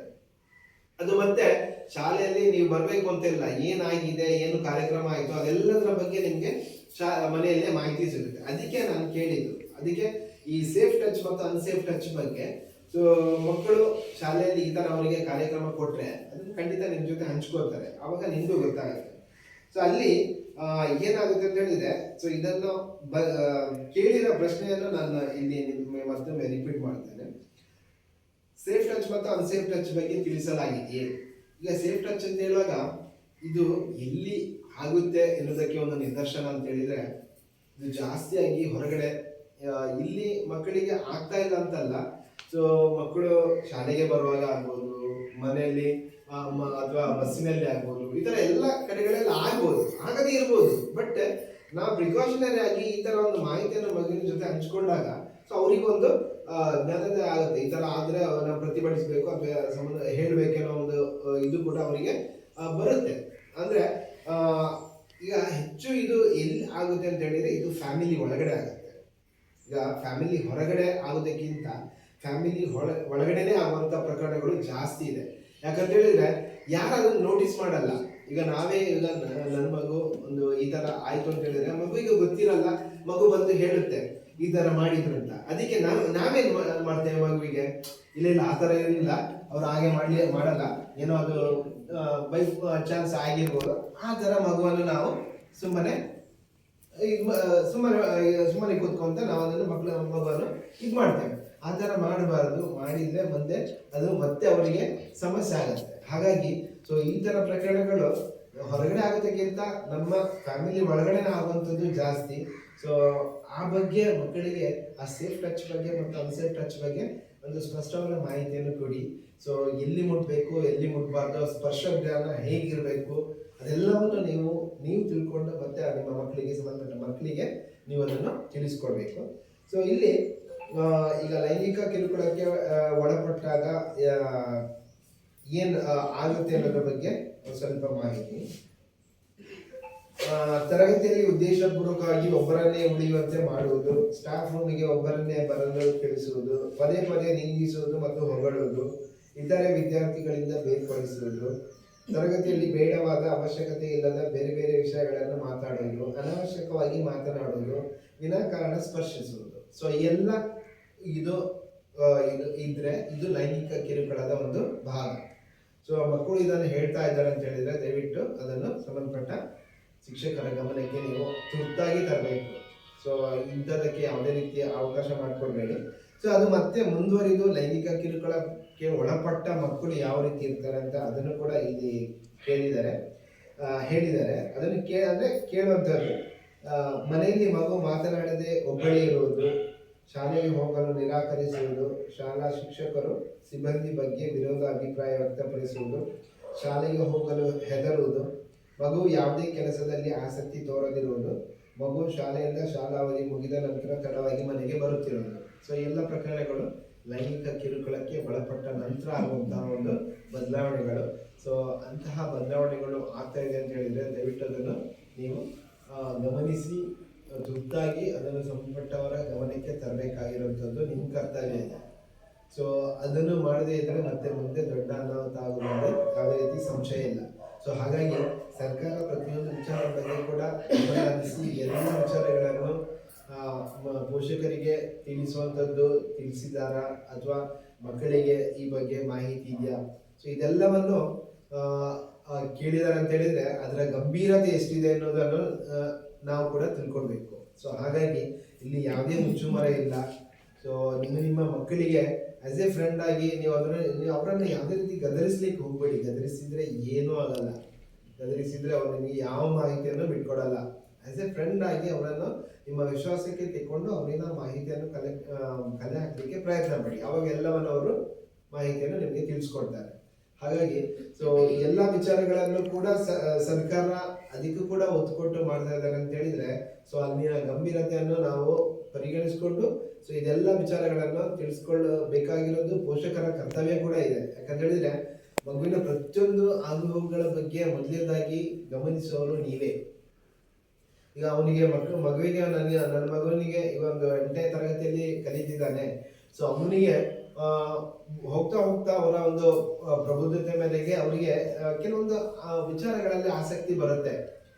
ಅವರು ಅದನ್ನು ಮೊದಲನೇದಾಗಿ ಅದನ್ನು ಗಮನಿಸುವವರು ನೀವೇ. ಆ ಗಮನಿಸಿದಾಗ ಆ ವಿಚಾರವನ್ನು ಅಲ್ಲಿಗೆ ಚಿವುಟ್ಲಿಕ್ಕೆ ಹೋಗಬೇಡಿ. ಅದಕ್ಕೆ ಸ್ವಲ್ಪ ನೀವು ಉತ್ತೇಜನ ಕೊಡಿ. ಸೊ ಮಾಡು, ನೀನು ಮುಂದೆ ಮಾಡು ಅಂತ. ಸೊ ಅದನ್ನ ಗಮನಿಸಿದ ಅಂಶವನ್ನು ಮತ್ತೆ ಶಾಲೆಗೆ ಬಂದು ಶಾಲೆಯಲ್ಲಿ ಶಿಕ್ಷಕರಿಗೆ ತಿಳಿಸಿ. ಅವಾಗ ಏನಾಗುತ್ತೆ, ಆ ವಿಚಾರಕ್ಕೆ ಶಿಕ್ಷಕರು ಕೂಡ ಅದನ್ನು ಗಮನಿಸಿಕೊಂಡು ಸೊ ಮತ್ತೆ ಶಿಕ್ಷಕರಿಗೆ ಅವ್ರಿಗೆ ಯಾವ ರೀತಿಯ ಉತ್ತೇಜನ ಕೊಡಬೇಕು, ಏನ್ ಮಾಡ್ಬೇಕು ಅನ್ನೋದ್ರ ಬಗ್ಗೆ ಒಂದು ಸ್ಪಷ್ಟತೆ ಇರುತ್ತೆ. ಸೊ ಅದನ್ನು ಶಾಲೆಯಲ್ಲಿ ಕೊಡ್ಲಿಕ್ಕೆ ವ್ಯವಸ್ಥೆ ಆಗುತ್ತೆ. ಹೀಗೆ ಅವನ ಒಂದು ಆ ವಿಶೇಷ ಆಸಕ್ತಿಗೆ ಒಂದು ವಿಶೇಷ ಒತ್ತು ಕೊಟ್ಟಾಗ ಆ ಮಗುವಿಗೆ ನಿಜವಾಗಿ ಖುಷಿ ಆಗುತ್ತೆ.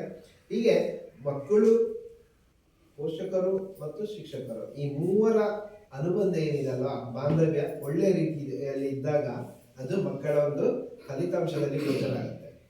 ಸೊ ಏನಿದೆ ನಮ್ಮ ಜವಾಬ್ದಾರಿ ಬರೀ ಶಾಲೆಗೆ ಕಳಿಸುವಂಥದ್ದು, ಅದು ಮಿಕ್ಕಿದ್ದು ಎಲ್ಲ ಶಿಕ್ಷಕರು ನೋಡ್ಕೊತಾರೆ, ಆ ಥರ ಏನಿಲ್ಲ.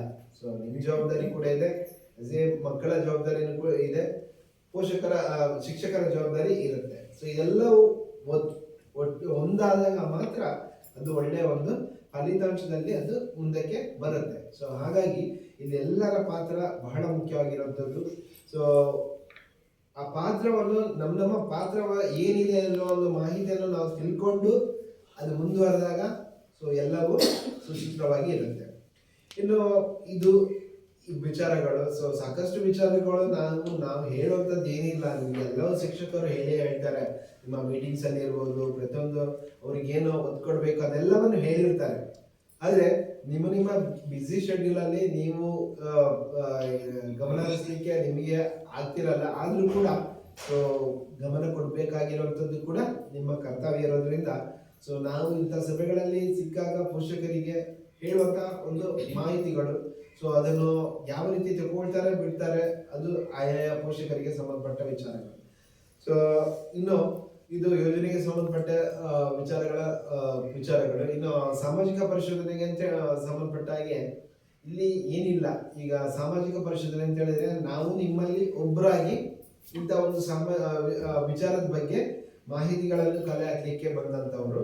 ಸೊ ನಿಮ್ಮಲ್ಲಿ ಒಬ್ಬರಾಗಿ ಬೆರೆಸ್ಕೊಂಡು ಈ ಎಲ್ಲ ಮಾಹಿತಿಗಳನ್ನು ಕಲೆ ಹಾಕಿ ಸೊ ಏನಿದೆ ವಾಸ್ತವಾಂಶ, ನೇರವಾದ ವಸ್ತುನಿಷ್ಠ ವರದಿಗಳನ್ನು ತಯಾರು ಮಾಡಿಕೊಂಡು ನಿಮ್ಮ ಮುಂದೆ ಇಡುವಂಥದ್ದು. ಅಂದ್ರೆ ನಾವು ಈ 2 ದಿನಗಳಲ್ಲಿ ಏನು ಕಂಡುಕೊಂಡಿದ್ದೇವೆ ಅದನ್ನೇ ನೇರವಾಗಿ ದಾಖಲು ಮಾಡಿಕೊಂಡು ಅದು ಹೀಗಿದೆ ಅದನ್ನು ನಾವು ವರದಿ ಮಾಡುವಂಥದ್ದು. ಮೇ ಬಿ ಅದು ತಪ್ಪಿರ್ಬೋದು, ಅಂದ್ರೆ 2-3 ದಿನದಲ್ಲಿ ನಾವು ನೋಡಿದಂಥ ವರದಿಗಳು ತಪ್ಪಿರ್ಬೋದು, ಅದರಲ್ಲಿ ಕಾಮನ್ ಇರುತ್ತೆ, ಅದೇನೋ ದೊಡ್ಡ ವಿಚಾರ ಅಲ್ಲ. ಆದರೆ ಆ ತಪ್ಪಾಗಿರೋದನ್ನು ನೀವು ಎಲ್ಲಿ ತಪ್ಪಾಗಿದೆ ಅಥವಾ ಎಲ್ಲಿ ಸರಿಯಾಗಿದೆ ಅದನ್ನು ಈ ವರದಿಯಲ್ಲಿ ಮುಂದೆ ಮಂಡನೆ ಆದ ನಂತರ ಅದ್ರ ಬಗ್ಗೆ ಚರ್ಚೆ ಮಾಡ್ಕೊಳ್ಳಿಕ್ಕೆ ನಿಮ್ಗೆ ಅವಕಾಶ ಇದೆ. ಆವಾಗ ನೀವು ಅದನ್ನು ಸ್ಪಷ್ಟಪಡಿಸಬಹುದು. ಪಾರದರ್ಶಕತೆಗೆ ವಿಶೇಷ ಒತ್ತು ಕೊಟ್ಟು ಈ ಒಂದು ಸಾಮಾಜಿಕ ಪರಿಶೋಧನೆಯನ್ನು ನಾವು ನಡೆಸ್ತಾ ಇದ್ದೀವಿ. ನಿಮ್ಗೆ ಗೊತ್ತಿರ್ಬೋದು, ಕಳೆದ ಒಂದು ಹಿಂದೆ 2-3 ತಿಂಗಳಲ್ಲಿ ವರದಿ ಆಗಿತ್ತು. ಇಡೀ ದೇಶದಲ್ಲಿ ಕರ್ನಾಟಕದ ಸಾಮಾಜಿಕ ಪರಿಶೋಧನೆ ನಂಬರ್ 1 ಸ್ಥಾನದಲ್ಲಿದೆ. ಸೊ ಅದಕ್ಕೆ ಕಾರಣ ಏನು ಅಂತ ಹೇಳಿದ್ರೆ, ನಾವುಗಳು ಕೊಟ್ಟಂತಹ ಪ್ರತಿಯೊಂದು ಯೋಜನೆಗಳಲ್ಲಿ ನಾವುಗಳು ಕೊಟ್ಟಂತಹ ಒಂದು ವಸ್ತುನಿಷ್ಠ ವರದಿಗಳನ್ನು ಇಟ್ಕೊಂಡು ಆ ಒಂದು ನಂಬರ್ 1ನೇ ಸ್ಥಾನಕ್ಕೆ ನಾವು ಬಂದಿರುವಂತದ್ದು. ಹಾಗಾಗಿ ಸೊ ಅದನ್ನು ಪರಿಗಣನೆ ಮಾಡಿ ನಮಗೆ ಇನ್ನೂ ಹಲವಾರು ಕೇಂದ್ರ ಸರ್ಕಾರದ ಎಲ್ಲ ಯೋಜನೆಗಳು ಸಾಮಾಜಿಕ ಪರಿಶೋಧನೆಗೆ ಪಡಬೇಕಾಗಿರುವಂಥದ್ದು ಕಡ್ಡಾಯ ನಿಯಮ ಇದೆ. ಸೊ ಹಾಗಾಗಿ ಹಲವಾರು ಯೋಜನೆಗಳ ಸಾಮಾಜಿಕ ಪರಿಶೋಧನೆ ಕೂಡ ನಾವು ನಡೆಸಬೇಕಿದೆ. ಸೊ ಅದರಲ್ಲಿ ಇವಾಗ ಸಮಗ್ರ ಶಿಕ್ಷಣ ಕರ್ನಾಟಕ ಯೋಜನೆ ಕೂಡ ಒಂದು. ಇಲ್ಲಿ ಪಾರದರ್ಶಕತೆಗೆ ಗರಿಷ್ಠ ಒತ್ತು ಕೊಟ್ಟು ಇಲ್ಲಿ ಈ ಒಂದು ಪ್ರಕ್ರಿಯೆಯನ್ನು ನಡೆಸ್ತಾ ಬರ್ತಾ ಇದ್ದೀವಿ. ಇನ್ನು 2ನೇದು ಉತ್ತರದಾಯಿತ್ವ ಅಂತ ಹೇಳಿದ್ರೆ ಏನು ಶಾಲೆಯಲ್ಲಿ ಶಾಲಾ ಅವಧಿಯಲ್ಲಿ ಏನೇ ಸಮಸ್ಯೆಗಳು ಬಂದರೂ ಕೂಡ ಶಾಲಾ ಮುಖ್ಯಸ್ಥರು ಅದನ್ನು ಇತ್ಯರ್ಥಪಡಿಸಬೇಕು, ಅದರ ಉತ್ತರದಾಯಿತ್ವವನ್ನು ಅವರೇ ಹೊಂದಿರ್ತಾರೆ. ಇನ್ನು 3ನೇ ವಿಚಾರ ಏನು ಭಾಗವಹಿಸಿಕೆ, ಜನರ ಭಾಗವಹಿಸಿಕೆ. ನೋಡಿ, ಇವತ್ತು ನಮಗೆ ಇಷ್ಟು ಸಂಖ್ಯೆಯಲ್ಲಿ ಸೇರಿದ್ದೀರಾ. ಸೊ ನಮಗೆ ಪ್ರತಿಕೂಲವಾದ ಒಂದು ಇದಿತ್ತು, ಆದ್ರೂ ಕೂಡ ನೀವು ಬಂದಿದ್ದೀರಾ. ಸೊ ಮಕ್ಕಳಿದ್ದಿದ್ರೆ ಇನ್ನಷ್ಟು ಉತ್ತಮ ರೀತಿಯಲ್ಲಿ ಅದನ್ನು ಮಾಡ್ಬೋದಿತ್ತು. ಸೊ ಕಾರಣಾಂತರಗಳಿಂದ ಎಲ್ರಿಗೂ ಈ ಒಂದು ಸಭೆಯಲ್ಲಿ ಭಾಗವಹಿಸಲಿಕ್ಕೆ ಸಾಧ್ಯ ಆಗಿಲ್ಲ. ಸೊ ಯಾಕೆ ಅವಶ್ಯಕತೆ ಅಂತ ಹೇಳಿದ್ರೆ, ಸೊ ಇನ್ನು ಒಂದು 3-4 ವರ್ಷ ಕಳೆದ ನಂತರ ಕೂಡ ನಿಮಗೆ ಸಮಗ್ರ ಶಿಕ್ಷಣ ಯೋಜನೆ ಅಂತ ಏನು ಅಂತ ಕೇಳಿದ್ರೆ ಅದ್ರ ಬಗ್ಗೆ ನೀವು ಸ್ವಲ್ಪ ಆದ್ರೂ ಒಂದು ಜ್ಞಾನ ನೆನಪು ಇರಬೇಕು. ಈ ಯೋಜನೆಗೆ ಸಂಬಂಧಪಟ್ಟಾಗೆ ಅವತ್ತು ಒಂದು ಆಡಿಟ್ ಆಗಿತ್ತು. ಸೊ ಅಲ್ಲಿ ಸಭೆ ಮಾಡಿದ್ರು, ಈ ತರ ಎಲ್ಲ ವರದಿ ಕೊಟ್ಟಿದ್ರು, ಏನೋ ಒಂದು ಮಾಹಿತಿ ಗೊತ್ತಾದ್ರೆ ಬಹುಶಃ ಈ ಸಭೆಗೆ ನೀವು ಹಾಜರಾಗಿರೋದಕ್ಕೆ ಒಂದು ನಿಮ್ಗೆ ಹಾಜರಾಗಿರೋದಕ್ಕೆ ಸಾರ್ಥಕ ಅಂತ ನಾವು ಭಾವಿಸ್ಕೊಳ್ಬೋದು. ಯಾಕಂತ ಹೇಳಿದ್ರೆ ಇಲ್ಲಿ ಪ್ರತಿಯೊಬ್ಬರ ಜವಾಬ್ದಾರಿ ಇದೆ. ಯಾಕಂದ್ರೆ ನೋಡಿ, ಈ ಯೋಜನೆಗಳು ನಮಗೇನು ಸರ್ಕಾರ ಹಣ ವ್ಯಯ ಮಾಡ್ತಾ ಇದೆ, ಸೊ ಅದು ಸುಮ್ಮನೆ ನಮಗೆ ವ್ಯಯ ಮಾಡ್ತಾ ಇಲ್ಲ. ಇದರಲ್ಲಿ ನೀವೆಲ್ಲರೂ ಸಮಾನರಾಗಿ ಪಾಲ್ದಾರರು. ಯಾಕಂತ ಹೇಳಿದ್ರೆ ನಾವು ಬೆಳಿಗ್ಗೆ ಎದ್ದಾಗಿನಿಂದ ರಾತ್ರಿ ಮಲಗುವವರೆಗೆ ಏನು ದೈನಂದಿನ ಬದುಕಿನಲ್ಲಿ ಏನು ಒಂದು ವಸ್ತುಗಳನ್ನು ಬಳಕೆ ಮಾಡ್ತೇವೆಯೋ ಅದಕ್ಕೆ ನಾವು ತೆರಿಗೆಗಳನ್ನು ಪಾವತಿ ಮಾಡ್ತೇವೆ. ಆ ತೆರಿಗೆಗಳನ್ನು ಪಾವತಿ ಮಾಡಿದ್ದು ಸರ್ಕಾರ ಒಂದ್ ಕಡೆ ಅದನ್ನು ಶೇಖರಣೆ ಮಾಡಿ ಮತ್ತೆ ಅದನ್ನು ಈ ಯೋಜನೆಗಳ ಮುಖಾಂತರ ಅದನ್ನು ವಾಪಸ್ ನಮಗೆ ಕೊಡ್ತಾರೆ. ಅವಾಗ ವಾಪಸ್ ಕೊಟ್ಟಾಗ ಏನಾಗುತ್ತೆ, ಅದರಲ್ಲಿ ನಮ್ಮ ಎಲ್ಲರ ಪಾಲು ಸಮನಾಗಿ ಹಂಚಿಕೆ ಆಗಿದೆ, ಎಲ್ರಿಗೂ ಜವಾಬ್ದಾರಿ ಇದೆ. ಆ ಏನು ಅನುದಾನ ಕೊಡ್ತಾ ಇದೆ, ಆ ಕೊಟ್ಟಿರುವಂತ ಅನುದಾನ ಸಮರ್ಪಕವಾಗಿ ಬಳಕೆ ಆಗ್ತಾ ಇದೆಯಾ, ಎಲ್ಲಾದ್ರೂ ಲೋಪಗಳಾಗ್ತಾ ಇದೆಯಾ, ಇದನ್ನು ನಾವು ತಿಳ್ಕೊಳ್ಳಿಕ್ಕೆ ನಮಗೆ ರೈಟ್ಸ್ ಇದೆ, ನಮಗೆ ಹಕ್ಕಿದೆ. ಅದು ಸಮರ್ಪಕವಾಗಿ ಬಳಕೆ ಆಗ್ಬೇಕು. ಅದು ಬಳಕೆ ಆಗ್ತಿಲ್ಲ ಅಂತ ಹೇಳಿದ್ರೆ ಅದನ್ನು ಪ್ರಶ್ನೆ ಮಾಡೋ ಹಕ್ಕು ನಮಗಿದೆ. ಆ ಜವಾಬ್ದಾರಿಯನ್ನು ನಾವು ಇಂತಹ ಸಭೆಗಳಲ್ಲಿ ಬಳಸ್ಕೊಳ್ಬೇಕು. ಸೊ ಅದು ಬಹುಶಃ ಇಲ್ಲಿ ಇವಾಗ ಹೆಚ್ಚಿನ ಸಭೆಗಳಲ್ಲಿ ನಮಗೆ ವ್ಯಕ್ತ ಆಗ್ತಿದೆ. ಯಾಕಂತ ಹೇಳಿದ್ರೆ ಸರ್ಕಾರದ ಯೋಜನೆಗಳು ತುಂಬಾನೇ ಬರುತ್ತೆ. ಅದು ಅನುಷ್ಠಾನ ಆಗ್ಬೇಕು ಅಂತ ಹೇಳಿದ್ರೆ ತಲೆಮಟ್ಟದಲ್ಲಿ ಗ್ರಾಮ ಪಂಚಾಯತಿಯಿಂದ ಅನುಷ್ಠಾನ ಆಗುತ್ತೆ. ಆ ಯೋಜನೆಗೆ ಸಂಬಂಧಪಟ್ಟ ಹಾಗೆ ಯಾವುದೇ ಒಂದು ಸಾಧಕ ಬಾಧಕಗಳ ಬಗ್ಗೆ ಚರ್ಚೆ ಆಗಬೇಕು ಎನ್ನುವ ನಿಟ್ಟಿನಲ್ಲಿ ಸಭೆಗಳನ್ನು ಆಯೋಜನೆ ಮಾಡಿದ್ರೆ ಅಲ್ಲಿ ಭಾಗವಹಿಸುವ ಜನರ ಸಂಖ್ಯೆ ತುಂಬಾ ಕಡಿಮೆ. ಯಾಕಂದ್ರೆ ಯೋಜನೆಗಳು ಜನರ ಬಾಗಿಲಿಗೆ ಬೇಕು, ಆದ್ರೆ ಅದರಲ್ಲಿ ಆ ಯೋಜನೆಗಳ ಬಗ್ಗೆ ನಾವು ತಿಳ್ಕೊಳ್ಬೇಕು ಅಥವಾ ಏನೋ ಫೀಡ್ಬ್ಯಾಕ್ ಇದೆ ನಾವು ಕೊಡ್ಬೇಕು, ಅದನ್ನು ಇನ್ನಷ್ಟು ಪರಿಣಾಮಕಾರಿಯಾಗಿ ಮಾಡ್ಕೊಳ್ಬೇಕು ಅಂತ ಹೇಳಿದ್ರೆ ಅದನ್ನು ಯಾರು ಮಾಡ್ಬೇಕು? ಸರ್ಕಾರ ಮಾಡಕ್ಕಾಗಲ್ಲ, ನಾವೇ ಮಾಡ್ಬೇಕು. ನಮ್ಮ ಫೀಡ್ಬ್ಯಾಕ್ ಏನಿದೆ ಅದು ಹೋದಾಗ ಮಾತ್ರ ಅದರಲ್ಲಿ ಬದಲಾವಣೆ ತರಲಿಕ್ಕೆ ಅವಕಾಶ ಇರುವಂತದ್ದು. ಸೊ ಹಾಗಾಗಿ ಈ ಉತ್ತರದಾಯಿತ್ವ ಭಾಗವಹಿಸಿಕೆ, ಜನರ ಭಾಗವಹಿಸಿಕೆ ಬಹಳಷ್ಟು ದೊಡ್ಡ ಪಾತ್ರ ವಹಿಸುತ್ತೆ. ಸೊ ಈ 3 ವಿಚಾರಗಳಿಗೆ ಒತ್ತು ಕೊಟ್ಟು ನಾವು ಈ ಸಾಮಾಜಿಕ ಪರಿಷತ್ತನ್ನು ನಡೆಸ್ಕೊಂಡು ಬರ್ತಾ ಇದ್ದೀವಿ. ಸೊ ಇವತ್ತು ನಿಮ್ಮ ಶಾಲೆಯಲ್ಲಿ ಇದನ್ನು ಮಾಡಿದ್ದೇವೆ. ಸೊ ಏನು ವರದಿ ಇದೆ ಮುಂದೆ ಮಂಡನೆ ಆಗುತ್ತೆ, ಅದ್ರ ಬಗ್ಗೆ ಚರ್ಚೆಗೆ ನಿಮಗೆ ಮುಕ್ತವಾದ ಅವಕಾಶ ಇದೆ.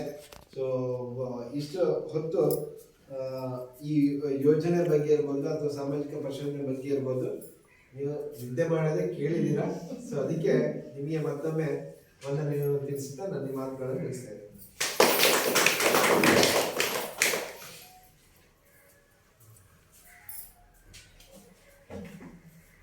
ಸರ್ಕಾರಿ ಹಿರಿಯ ಪ್ರಾಥಮಿಕ ಶಾಲೆ ಒಂಟಿಕಟ್ಟೆ 2023-24ನೇ ಸಾಲಿನ ಶೈಕ್ಷಣಿಕ ವರ್ಷದಲ್ಲಿ ಒಟ್ಟು 56 ಮಕ್ಕಳು ದಾಖಲಾಗಿದ್ದು, ಹಾಜರಾತಿಯಲ್ಲಿ ದೈನಂದಿನ ಹಾಜರಾತಿ ವರದಿಯಲ್ಲಿ ದಾಖಲಿಸಿರುವಂತೆ ಸಭೆಯಲ್ಲಿ ಮಂಡಿಸುವುದು. ವಿದ್ಯಾರ್ಥಿಗಳ ದಾಖಲಾತಿಗಳ ವಿವರ: 1ನೇ ತರಗತಿಯಲ್ಲಿ 7 ಮಕ್ಕಳು, 2ನೇ ತರಗತಿಯಲ್ಲಿ 11 ಮಕ್ಕಳು, 3ನೇ ತರಗತಿಯಲ್ಲಿ 5 ಮಕ್ಕಳು, 4ನೇ ತರಗತಿಯಲ್ಲಿ 6, 5ನೇ ತರಗತಿಯಲ್ಲಿ 11 ಮಕ್ಕಳು, 6ನೇ ತರಗತಿಯಲ್ಲಿ 4, 7ನೇ ತರಗತಿಯಲ್ಲಿ 8, ಒಟ್ಟು 56 ಮಕ್ಕಳು ದಾಖಲಾಗಿದ್ದರು. ವಿದ್ಯಾರ್ಥಿಗಳಿಗೆ ಸಂಬಂಧಿಸಿರುವುದು: ಸದರಿ ಸಾಲಿನಲ್ಲಿ 1ರಿಂದ 7ನೇ ತರಗತಿಯವರೆಗೆ ತರಗತಿಗಳಿದ್ದು 22 ಹುಡುಗರು, 25 ಹುಡುಗಿಯರು, ಒಟ್ಟು 47 ವಿದ್ಯಾರ್ಥಿಗಳು ವಿದ್ಯಾಭ್ಯಾಸ ಪಡೆದಿರುತ್ತಾರೆ. ಭೇಟಿ ಮಾಡಿದ ದಿನದಂದು ಶಾಲಾ ದಾಖಲಾತಿಯಲ್ಲಿರುವಂತೆ ಸಂಖ್ಯೆಗೆ ಸಂಬಂಧಿಸಿದಂತೆ ದಿನಾಂಕ 29/6/2025 ಶಾಲೆಗೆ ರಜೆ ಇರುವುದ ಕಾರಣ ಮಕ್ಕಳು ಹಾಜರಾಗಿರುವುದು ಕಂಡುಬಂದಿರುವುದಿಲ್ಲ. ಶಾಲೆಯಲ್ಲಿ ಮಕ್ಕಳು ಪಠ್ಯಪುಸ್ತಕಗಳನ್ನು ಹಾಗೂ ಸಮವಸ್ತ್ರವನ್ನು ಪಡೆದಿರುತ್ತಾರೆ. ಮಕ್ಕಳು ವಿದ್ಯಾರ್ಥಿ ವೇತನವನ್ನು ಅಲ್ಪಸಂಖ್ಯಾತರು ಮತ್ತು ಪರಿಶಿಷ್ಟ ಜಾತಿ ಮತ್ತು ಪರಿಶಿಷ್ಟ ಪಂಗಡದವರು CWSN ರವರಿಗೆ ಸಿಕ್ಕಿರುತ್ತದೆ. ವಿದ್ಯಾರ್ಥಿಗಳ ಸರಾಸರಿ ಹಾಜರಾತಿ 80%ಕ್ಕಿಂತ ಹೆಚ್ಚಾಗಿರುವುದು ಕಂಡುಬಂದಿರುತ್ತದೆ. ಶಾಲೆಗೆ ಬರುವ ಮಾರ್ಗವು ಸುರಕ್ಷಿತವಾಗಿದೆ. ಮಕ್ಕಳನ್ನು ಅವರ ವಯಸ್ಸಿನ ಅನುಗುಣವಾಗಿ ಶಾಲೆಗಳಿಗೆ ದಾಖಲಾಗಿರುವುದು ಕಂಡುಬಂದಿದೆ. ಸೂಕ್ತ ದಾಖಲೆಗಳಿಲ್ಲದ ಕಾರಣ ಶಾಲಾ ದಾಖಲಾತಿಯನ್ನು ನಿರಾಕರಿಸಿದ ಪ್ರಕರಣಗಳು ಕಂಡುಬಂದಿರುವುದಿಲ್ಲ. ಎಲ್ಲ ಅಪೇಕ್ಷಣೀಯ ಮಕ್ಕಳಿಗೆ ವರ್ಗಾವಣೆಯ ಪ್ರಮಾಣ ಪತ್ರವನ್ನು ನೀಡಲಾಗಿದೆ. ಸೆಪ್ಟೆಂಬರ್ 2017ರಿಂದ 2022ರವರೆಗೆ ಜನಿಸಿದ ಮಕ್ಕಳ ಸಂಖ್ಯೆ ಅಂಗನವಾಡಿಗೆ ಶಾಲೆಯಲ್ಲಿ ಮಳೆಗೆ ರಜೆ ಕೊಟ್ಟಿರುವುದರಿಂದ ಮಾಹಿತಿಗಳು ಸಿಕ್ಕಿರುವುದಿಲ್ಲ. ಮಕ್ಕಳನ್ನು ಯಾವುದೇ ಲೈಂಗಿಕ ಕಿರುಕುಳಕ್ಕೆ ಒಳಪಡಿಸದೆ ಉತ್ತಮ ರೀತಿಯಲ್ಲಿ ನಡೆಸಿಕೊಳ್ಳುತ್ತಿರುವುದು ಕಂಡುಬಂದಿದೆ. ಯಾವುದೇ ಗುರುತಿಸಲ್ಪಟ್ಟ ವಿಶೇಷ ಅಗತ್ಯವುಳ್ಳ 2 ಮಕ್ಕಳು ಶಾಲೆಯಲ್ಲಿ ದಾಖಲಿಸಿರುತ್ತಾರೆ. ನಮಿಶ್ ಪ್ರಭು ಸಾರಿಗೆ ಭತ್ಯೆ 5,950 ರೂಪಾಯಿ, ಸುಜಿತ್ ಕುಮಾರ್ 5,950, ವಿಸುಬಾ 4,230. ಅದು ಹಿಂದಿನ ವರ್ಷದ್ದು ಅವರಿಗೆ ಬಂದಿರುತ್ತದೆ. 2 ಮಕ್ಕಳು ಮಾತ್ರ ಆ ವರ್ಷದಲ್ಲಿ ದಾಖಲಿಸಿರುತ್ತಾರೆ. ಒಟ್ಟು 16,150 ರೂಪಾಯಿ ಪಾವತಿಯಾಗಿರುತ್ತದೆ.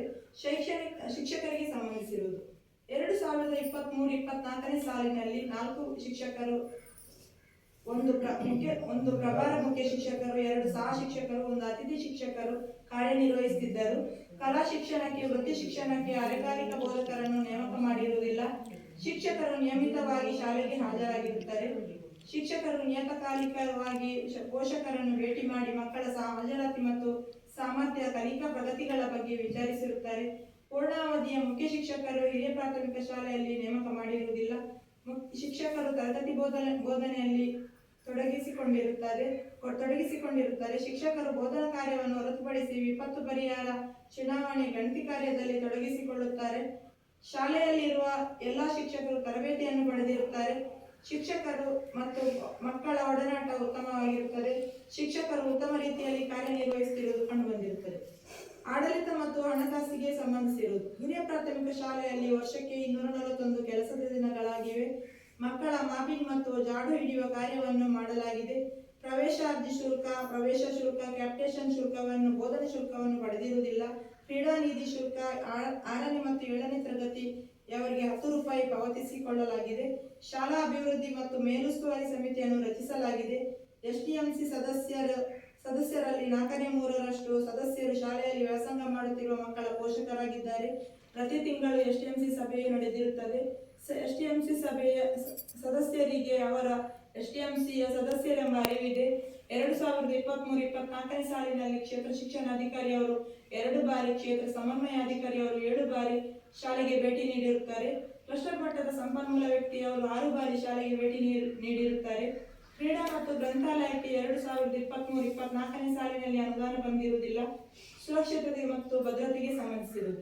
ಶಾಲಾ ಸುರಕ್ಷಾ ಸಮಿತಿಯನ್ನು ಶಾಲೆಯಲ್ಲಿ ರಚಿಸಲಾಗಿದೆ. ರಾಷ್ಟ್ರೀಯ ವಿಪತ್ತು ನಿರ್ವಹಣಾ ಪ್ರಾಧಿಕಾರವು ಶಾಲಾ ಸುರಕ್ಷತೆ ಮತ್ತು ತುರ್ತು ಪರಿಸ್ಥಿತಿಯ ಸಿದ್ಧತೆಯ ಬಗ್ಗೆ ನೀಡಿರುವ ಮಾರ್ಗಸೂಚಿಗಳನ್ನು ಕಾರ್ಯಗತಗೊಳಿಸಲಾಗಿದೆ. ಶಾಲೆಯಲ್ಲಿ ಪೋಷಕರು ಶಾಲೆಯ ಸುರಕ್ಷತೆಗೆ ಸಂಬಂಧಿಸಿದಂತೆ ತಿಳಿಸಿರುತ್ತಾರೆ. ಸಲಹಾ ಪೆಟ್ಟಿಗೆ ಮತ್ತು ಪ್ರಶ್ನಾ ಪೆಟ್ಟಿಗೆ, ದೂರು ಪೆಟ್ಟಿಗೆ ಇದೆ. ಶಾಲಾ ಸುರಕ್ಷಾ ಪ್ರತಿಜ್ಞೆಯನ್ನು ಶಾಲಾ ಆವರಣದ ಪ್ರಧಾನ ಸ್ಥಳದಲ್ಲಿ ಪ್ರದರ್ಶಿಸಲಾಗಿದೆ. ಶಾಲೆಯಲ್ಲಿ ಅವಶ್ಯವಿರುವ ಔಷಧಿಗಳು, ಪ್ರಥಮ ಚಿಕಿತ್ಸೆ ಪೆಟ್ಟಿಗೆ ಇದೆ. ಎಲ್ಲ ಶಿಕ್ಷಕರು ವೃತ್ತಿಪರ ಮಾರ್ಗದರ್ಶನ, ಸಮಾಲೋಚನೆಯ ಕೌಶಲ್ಯಗಳನ್ನು ತರಬೇತಿ ಪಡೆದಿರುತ್ತಾರೆ. ಶಾಲೆಗೆ ಸಂಬಂಧಿಸಿರುವುದು. ಎಲ್ಲ ಹವಾಮಾನದಿಂದ ಸುರಕ್ಷಿತವಾದ ಶಾಲಾ ಕಟ್ಟಡ ಇದೆ. ಶಾಲೆಯಲ್ಲಿ ಕೊಠಡಿಗಳ ಸಮಸ್ಯೆ ಇದೆ. ಬಾಲಕಿಯರಿಗೆ ಸಾಕಷ್ಟು ಶೌಚಾಲಯಗಳ ವ್ಯವಸ್ಥೆ ಇದೆ, ಬಳಕೆಗೆ ಯೋಗ್ಯವಾಗಿದೆ. ವಿಶೇಷ ಅಗತ್ಯವುಳ್ಳ ಮಕ್ಕಳು ಬಳಸುವಂತಹ ಶೌಚಾಲಯ ಇದ್ದು ಬಳಕೆಗೆ ಯೋಗ್ಯವಾಗಿದೆ. ಶಾಲೆಯಲ್ಲಿ ಸಾಕಷ್ಟು ಪ್ರಮಾಣದಲ್ಲಿ ನೀರಿನ ಸೌಲಭ್ಯವಿದೆ. ಕುಡಿಯುವ ನೀರಿನ ಗುಣಮಟ್ಟ ಉತ್ತಮವಾಗಿದೆ. ಶಾಲೆಯಲ್ಲಿ ವಿದ್ಯುತ್ ಸಂಪರ್ಕವಿದ್ದು ಎಲ್ಲ ಕೊಠಡಿಗಳಲ್ಲಿ ವಿದ್ಯುತ್ ಕಾರ್ಯನಿರ್ವಹಿಸುತ್ತಿದೆ. ಶಾಲಾ ಆವರಣದಲ್ಲಿ ಆಟದ ಮೈದಾನವಿದೆ. ಶಾಲೆಯ ಆವರಣದಲ್ಲಿ ಕಾಂಪೌಂಡ್ ಗೋಡೆ ಇದೆ. ಶಾಲೆಯು ಗ್ರಂಥಾಲಯವನ್ನು ಹೊಂದಿದೆ. ಪ್ರತ್ಯೇಕ ಕೊಠಡಿ ಇಲ್ಲ. ಗ್ರಂಥಾಲಯದಲ್ಲಿ ದಿನಪತ್ರಿಕೆಗಳು, ಕಥೆ ಪುಸ್ತಕಗಳು, ಎಲ್ಲ ವಿಷಯಗಳ ಪುಸ್ತಕಗಳಿವೆ. ಡಿಜಿಟಲ್ ಸೌಕರ್ಯಗಳನ್ನು 2023-24ನೇ ಸಾಲಿನಲ್ಲಿ ಪಡೆದಿರುವುದಿಲ್ಲ. ಬ್ಯಾಗ್ ರಹಿತ ದಿನವನ್ನು ತಿಂಗಳ 3ನೇ ಶನಿವಾರ ಸಂಭ್ರಮ ಶನಿವಾರ ಎಂದು ಆಚರಿಸುತ್ತಾರೆ. ವಿಜ್ಞಾನ ಮತ್ತು ಗಣಿತ ಕಿಟ್ಟುಗಳ ಲಭ್ಯವಿದೆ. ತರಗತಿಗಳಲ್ಲಿ ಬಳಸಲಾಗುತ್ತಿದೆ. ಶಾಲೆಯಲ್ಲಿ ಘನತ್ಯಾಜ್ಯವನ್ನು ಸುರಕ್ಷಿತವಾಗಿ ಪುರಸಭೆಯವರಿಗೆ ಕೊಟ್ಟು ವಿಲೇವಾರಿ ಮಾಡುತ್ತಾರೆ. ದ್ರವ ತ್ಯಾಜ್ಯವನ್ನು ಗಿಡದ ಬುಡಕ್ಕೆ ಹಾರಿಸಿ ವಿಲೇವಾರಿ ಮಾಡುತ್ತಾರೆ. ಶಾಲೆಯ ಅನುದಾನದ ಬಿಡುಗಡೆಯಾದ ವಿವರ. ಆರಂಭಿಕ ಶುಲ್ಕ 10,642 ಅನುದಾನ. ಬಡ್ಡಿ ಜಮೆ 75. ಶಾಲಾ ಅನುದಾನ 12,500. CWSN ಮಕ್ಕಳು ನಮಿಸ್ ಪ್ರಭು ಮತ್ತು ಸುಜಿತ್ ಕುಮಾರ್ಗೆ 9,150. ಸುಸಾಕ್ಸ್ 14,965. ಬಡ್ಡಿ 161. ಕುಡಿಯುವ ನೀರು ಮತ್ತು ಶೌಚಾಲಯಕ್ಕೆ 7,989. MCS ಬ್ಯಾಂಕ್ಗೆ ಮೂಡಬಿದ್ರೆಗೆ 10,000 ರೂಪಾಯಿ. ಬಡ್ಡಿ ಜಮೆ 202. ಕುಡಿಯುವ ನೀರು ಮತ್ತು ಶೌಚಾಲಯ 1,500. BO ಖಾತೆಗೆ 3,500. ಕುಡಿಯುವ ನೀರು ಮತ್ತು ಶೌಚಾಲಯ 4,627. ವಿದ್ಯಾಂಜಲಿ ಫಲಕ 500. ಶಾಲಾ ಅನುದಾನ 18,750. CWSN ಮಕ್ಕಳ ನಮಿಸ್ ಪ್ರಭು ಮತ್ತು ಸುಜಿತ್ ಕುಮಾರಿಗೆ 7,000. SDMC ಸಭಾ ತರಬೇತಿಗೆ 500 ರೂಪಾಯಿ. ಬಡ್ಡಿ 200 ರೂಪಾಯಿ. ಇನ್ನು ಅನುದಾನದ ಖರ್ಚು. CWSN ನಮಿಶ್ ಪ್ರಭು ಮತ್ತು ಸಾರಿಗೆ ಭತ್ಯೆ 2,450. ಸುಜಿತ್ ಕುಮಾರಿಗೆ 2,450. CWSN ವಿಸ್ಬಾ ಸಾರಿಗೆ ಭತ್ಯೆ 4,250. ಶಾಲಾ ಅನುದಾನ 2,007. ಸುಸಾಕ್ಸಿಗೆ 14,965. ಶಾಲಾ ಅನುದಾನ 8,725. ಶಾಲಾ ಅನುದಾನ 1,075. ಶಾಲಾ ಅನುದಾನ 6,195. ಸ್ವಚ್ಛತೆಗೆ 4,890, ಶಾಲಾ ಅನುದಾನ 3,805, ಎಂಸಿಸಿ ಬ್ಯಾಂಕ್ ಪುಸ್ತಕಕ್ಕೆ 88 ರೂಪಾಯಿ 50 ಪೈಸೆ, ಕುಡಿಯುವ ನೀರು ಮತ್ತು ಶೌಚಾಲಯಕ್ಕೆ 3,699, ಬಿಒ ಸಾದಿರುವರ ಮೊತ್ತ 5,231, ಶಾಲಾ ಅನುದಾನ 5,600, ಶಾಲಾ ಅನುದಾನ 7,194, ಶಾಲಾ ಅನುದಾನ 900, ಶಾಲಾ ಅನುದಾನ 5,854, ಕುಡಿಯುವ ನೀರು ಮತ್ತು ಸ್ವಚ್ಛತೆಗೆ 1,500, ಬಿಒ ಖಾತೆಗೆ ಜಾಮಿ 2,000, SCWSA ಸುಜಿತ್ ಕುಮಾರ್ 3,500, ನಮಿಶ್ ಪ್ರಭು 3,500, ಕುಡಿಯುವ ನೀರು ಮತ್ತು ಸ್ವಚ್ಛತೆಗೆ 4,064, SDMC ತರಬೇತಿಗೆ 500 ರೂಪಾಯಿ, ಕುಡಿಯುವ ನೀರು ಮತ್ತು ಶೌಚಾಲಯ 563, ವಿದ್ಯಾಂಜಲಿ ಫಲಕ 500, ವಿದ್ಯಾಂಜಲಿ ಫಲಕ 500, ಬಿಒ ಸಾದಿಲ್ವರ್ ಮೊತ್ತ 7,900, ಬಿಒ ಸಾದಿಲ್ವರ್ ಮೊತ್ತ 319, ಶಾಲಾ ಅನುದಾನ 2,035, ಶಾಲಾ ಅನುದಾನ 3,163, ಶಾಲಾ ಅನುದಾನ 4,868, ಶಾಲಾ ಅನುದಾನ 3,000, ಶಾಲಾ ಅನುದಾನ 5,184, ಒಟ್ಟು 1,27,567. ಅದರಲ್ಲಿ ಉಳಿಕೆ 11,191 ರೂಪಾಯಿ. ಧನ್ಯವಾದ.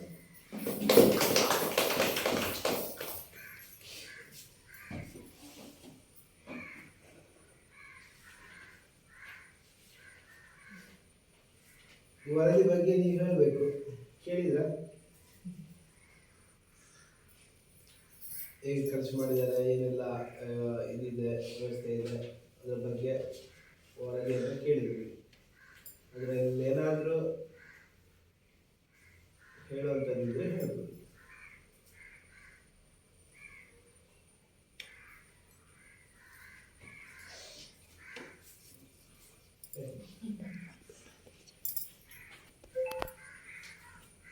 ನಾಲೆಡ್ಜ್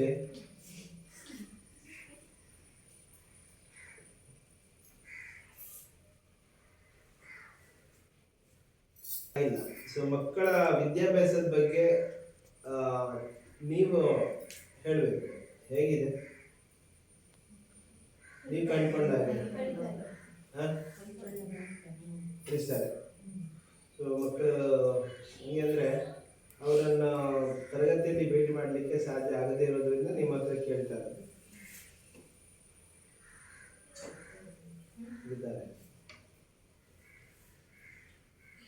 ಓಕೆ, ನೀವು ಹೇಳಿದ್ರೆ ಮತ್ತೆ ಇದಿಲ್ಲ. ಏನಾದರೂ ಫೀಡ್ಬ್ಯಾಕ್ ಇದೆಯಾ ವರದಿ ಬಗ್ಗೆ? ಹೇಳಿ, ಮುಕ್ತವಾಗಿ ಹೇಳಿ, ಏನೋ ಸಮಸ್ಯೆ ಇಲ್ಲ.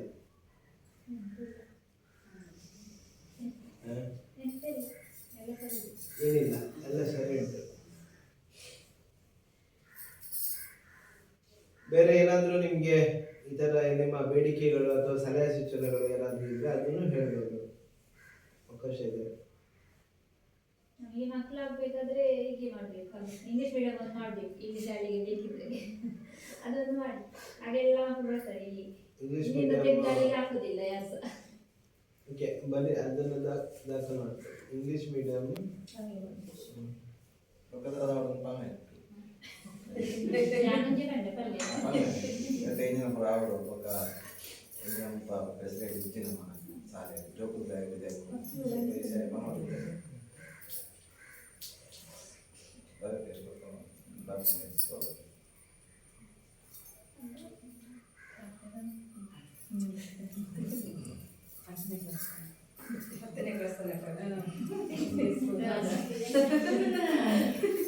ಹತ್ತನೇ ಕ್ಲಾಸ್ವರೆಗೆ ವಿಸ್ತರಿಸಬೇಕು. 5 ಕಿಲೋಮೀಟರ್ ಒಳಗೆ 5 ಕಿಲೋಮೀಟರ್ ಒಳಗೆ ಬೇರೆ ಶಾಲೆ ಇದ್ದರೆ ನಮ್ಮಲ್ಲಿ ಸರ್ಕಾರಿ ಶಾಲೆ ಇಲ್ಲ, ಸರ್ಕಾರಿ ಇಲ್ಲ ಸರ್. 5 ಕಿಲೋಮೀಟರ್ ಒಳಗೆ ಇಲ್ಲ. ಓಕೆ, ಅದು ದಾಖಲೆ ಮಾಡ್ಕೊಳ್ಳಿ. ಪ್ರೌಢಶಾಲೆಗೆ ಇದು ಅನುಮತಿ ಕೊಡಬೇಕು.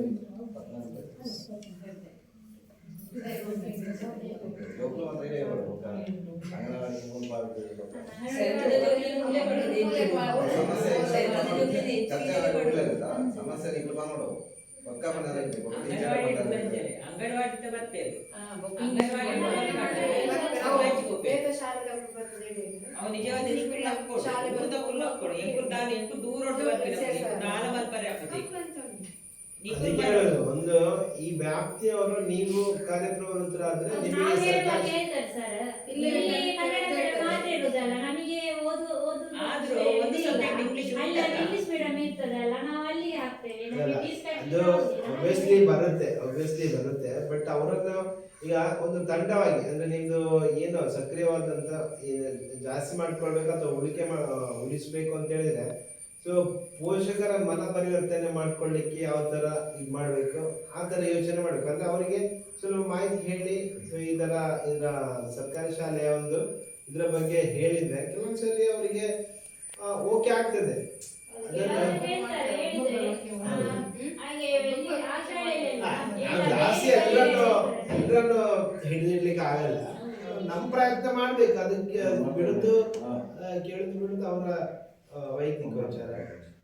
ಸೊ ಏನಿದೆ ಕೆಲವೊಂದ್ಸರಿ ಏನಾಗಿರುತ್ತೆ ಅವರಿಗೆ ಇದ್ರ ಬಗ್ಗೆ ಯೋಚನೆ ಮಾಡಿರಲ್ಲ. ಸೊ ಅಂತವ್ರು ಕೂಡ ಇರ್ತಾರೆ. ಒಟ್ಟಾಸಿ ಅಂದ್ರೆ ಪ್ರೆಸ್ಟೀಜ್ಗೋಸ್ಕರ ಮಕ್ಕಳನ್ನು ಬೇರೆ ಶಾಲೆಗೆ ಹಾಕುವಂಥವ್ರು ಕೂಡ ಇದ್ದಾರೆ. ಸೊ ಅವರೆಲ್ಲ ಸ್ವಲ್ಪ ಮೈಂಡ್ ಹೇಳಿದ್ರೆ ಪರಿವರ್ತನೆ ಆಗ್ತಾರೆ, ಏನು ಸಮಸ್ಯೆ ಇಲ್ಲ.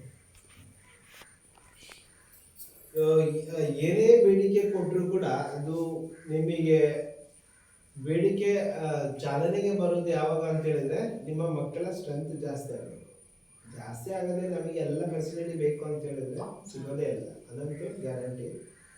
ಸೊ ಎಲ್ಲ ವಿಚಾರವನ್ನು ಮುಕ್ತವಾಗಿ ಹೇಳುವಂಥದ್ದು, ಅದಕ್ಕೇನು ಮುಚ್ಚುಮರೆ ಇಲ್ಲ. ಸೊ ಮಕ್ಕಳ ಸಂಖ್ಯೆಯನ್ನು ನಾವು ಜಾಸ್ತಿ ಮಾಡಿಕೊಂಡ್ರೆ ನಮಗೆ ಜಾಸ್ತಿ ಫೆಸಿಲಿಟಿ ಕೇಳಲಿಕ್ಕೆ ನಮಗೆ ಹಕ್ಕಿ ಇದೆ. ಇಲ್ಲ ಅಂತೇಳಿದ್ರೆ ಮಕ್ಕಳ ಸಂಖ್ಯೆ ಕಡಿಮೆ ಇದ್ದು ನಾವು ಕೇಳುವಾಗ ಯಾರು ಅದಕ್ಕೆ ಮನ್ನಣೆ ಕೊಡಲ್ಲ. ಇಷ್ಟು ಗ್ರೌಂಡ್ ರಿಯಾಲಿಟಿ ಏನಿದೆ ಅದೆಲ್ಲ ಹೋಗುತ್ತೆ ಸರ್ಕಾರಕ್ಕೆ.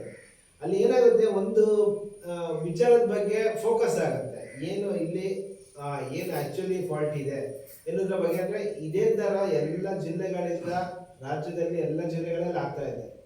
ಆ ಜಿಲ್ಲೆಗಳಿಂದ ವರದಿಗಳು ಹೋದಾಗ ಸರ್ಕಾರಕ್ಕೆ ಎಲ್ಲಿ ಸಮಸ್ಯೆ ಆಗ್ತಿದೆ ಅನ್ನೋದ್ರ ಬಗ್ಗೆ ಒಂದು ಸ್ಪಷ್ಟವಾದ ಚಿತ್ರಣ ಸಿಗುತ್ತೆ. ಅದು ಮುಂದೆ ಬದಲಾವಣೆಗಳು ಆಗೋದು ಆ ಥರ. ಸೊ ಎಕ್ದಮ್ ಇವಾಗ ನೀವು ಕೇಳಿದ್ರೆ ಅಂತ ನಾಳೆನೇ ಅದು ಇಂಪ್ಲಿಮೆಂಟ್ ಆಗುತ್ತೆ. ಸೊ ಅಲ್ಲಿ ಆ ಸರ್ಕಾರ ಒಂದು ತೀರ್ಮಾನಕ್ಕೆ ಬರುತ್ತೆ. ಇವಾಗ ಕೇಳ್ತಾ ಇದ್ದಾರೆ, ಸೊ ಮಕ್ಕಳನ್ನು ಈಗ ಖಾಸಗಿ ಶಾಲೆಗೆ ಹೋಗದಂತೆ ಮಕ್ಕಳನ್ನು ಯಾವ ರೀತಿ ತಡಿಬೇಕು ಅಂತ ಹೇಳಿದ್ರೆ ಸೊ ಇಂಗ್ಲಿಷ್ ಮೀಡಿಯಂಗೆ ಆದ್ಯತೆ ಕೊಡಬೇಕು ಅನ್ನೋದನ್ನು ಎಲ್ಲ ಜಿಲ್ಲೆಗಳಿಂದ ಬಂದಂತ ವರದಿಗಳಲ್ಲಿ ಉಲ್ಲೇಖ ಆಗಿದ್ರೆ ಸೊ ಆವಾಗ ಸರ್ಕಾರಕ್ಕೆ ಅಲ್ಲಿ ಸ್ಪಷ್ಟತೆ ಬರುತ್ತೆ. ಆಗ ಮುಂದೆ ಅದಕ್ಕೆ ಕ್ರಮ ತಗೊಳ್ಳಬಹುದು. ಆ ಥರ ಅದು ಇದೆ, ಆಗ್ತದೆ. ಸೊ ಇವಾಗ ಕೆಲವೊಂದು ಶಾಲೆಗಳಲ್ಲಿ ಕೊಡ್ತಾ ಇದಾರಲ್ಲ ಮೇಡಮ್ ಇವಾಗ. ಸೊ ಹಂತವಾಗಿ ಕೊಡ್ತಾ ಇದ್ದಾರೆ. ಅಲ್ಲಿ ಏನಾಗ್ತಿದೆ ಅಂತ ಹೇಳಿದ್ರೆ ನಮಗೆ ಅದನ್ನು ಟೀಚರ್ಸ್ ಕೊಡ್ತಾ ಇಲ್ಲ, ಮತ್ತೆ ಅಲ್ಲಿ ತರಗತಿಗಳನ್ನು ಅವರಿಗೆ ಹೌದು ಅವರಿಗೆ ಅಲ್ಲಿ ಏನಾಗ್ತಿದೆ ಅಂತ ಹೇಳಿದ್ರೆ ಅದಕ್ಕಿಂತ ಭಿನ್ನವಾದ ಅವರು ಸ್ಟಾರ್ಟ್ ಮಾಡ್ತಾರೆ, ಮಕ್ಕಳಿದ್ದಾರೆ, ತರಗತಿಗಳಿಲ್ಲ, ಟೀಚರ್ಸ್ ಅದು ಸಮಸ್ಯೆ. ಸೊ ಈ ತರ ಎಲ್ಲ ಸನ್ನಿವೇಶಗಳಿವೆ. ಸೊ ನೋಡೋಣ ಮುಂದೆ ಅದಕ್ಕೆ ಇದು ಇವಾಗ ಏನು ಸಾಮಾಜಿಕ ಪ್ರಶ್ನೆಗಳ ವರದಿ ಪೂರ್ತಿಯಾಗಿ ಸರ್ಕಾರಕ್ಕೆ ಸೇರಿದ ನಂತರ ಅಲ್ಲಿ ಬದಲಾವಣೆಗಳಾಗಲಿಕ್ಕೂ ಸಾಧ್ಯ.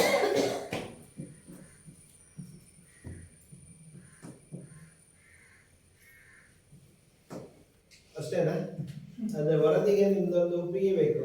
ಒಪ್ಪಿಗೆ ಯಾವ ಮುಖಾಂತರ ಕೊಡ್ತೇನೆ? ಚಪ್ಪಾಳೆ ತಟ್ಟಿದ್ರೆ ವರದಿಗೆ ಸಹಮತ ಅಂತ ತಿಳ್ಕೋಬಹುದು.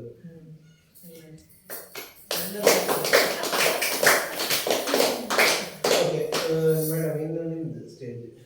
ನೀವು ಏನಾದ್ರು ಮಾತಾಡ್ತೀರಾ ಅಥವಾ ನಿಮ್ಮ ಅಧ್ಯಕ್ಷರು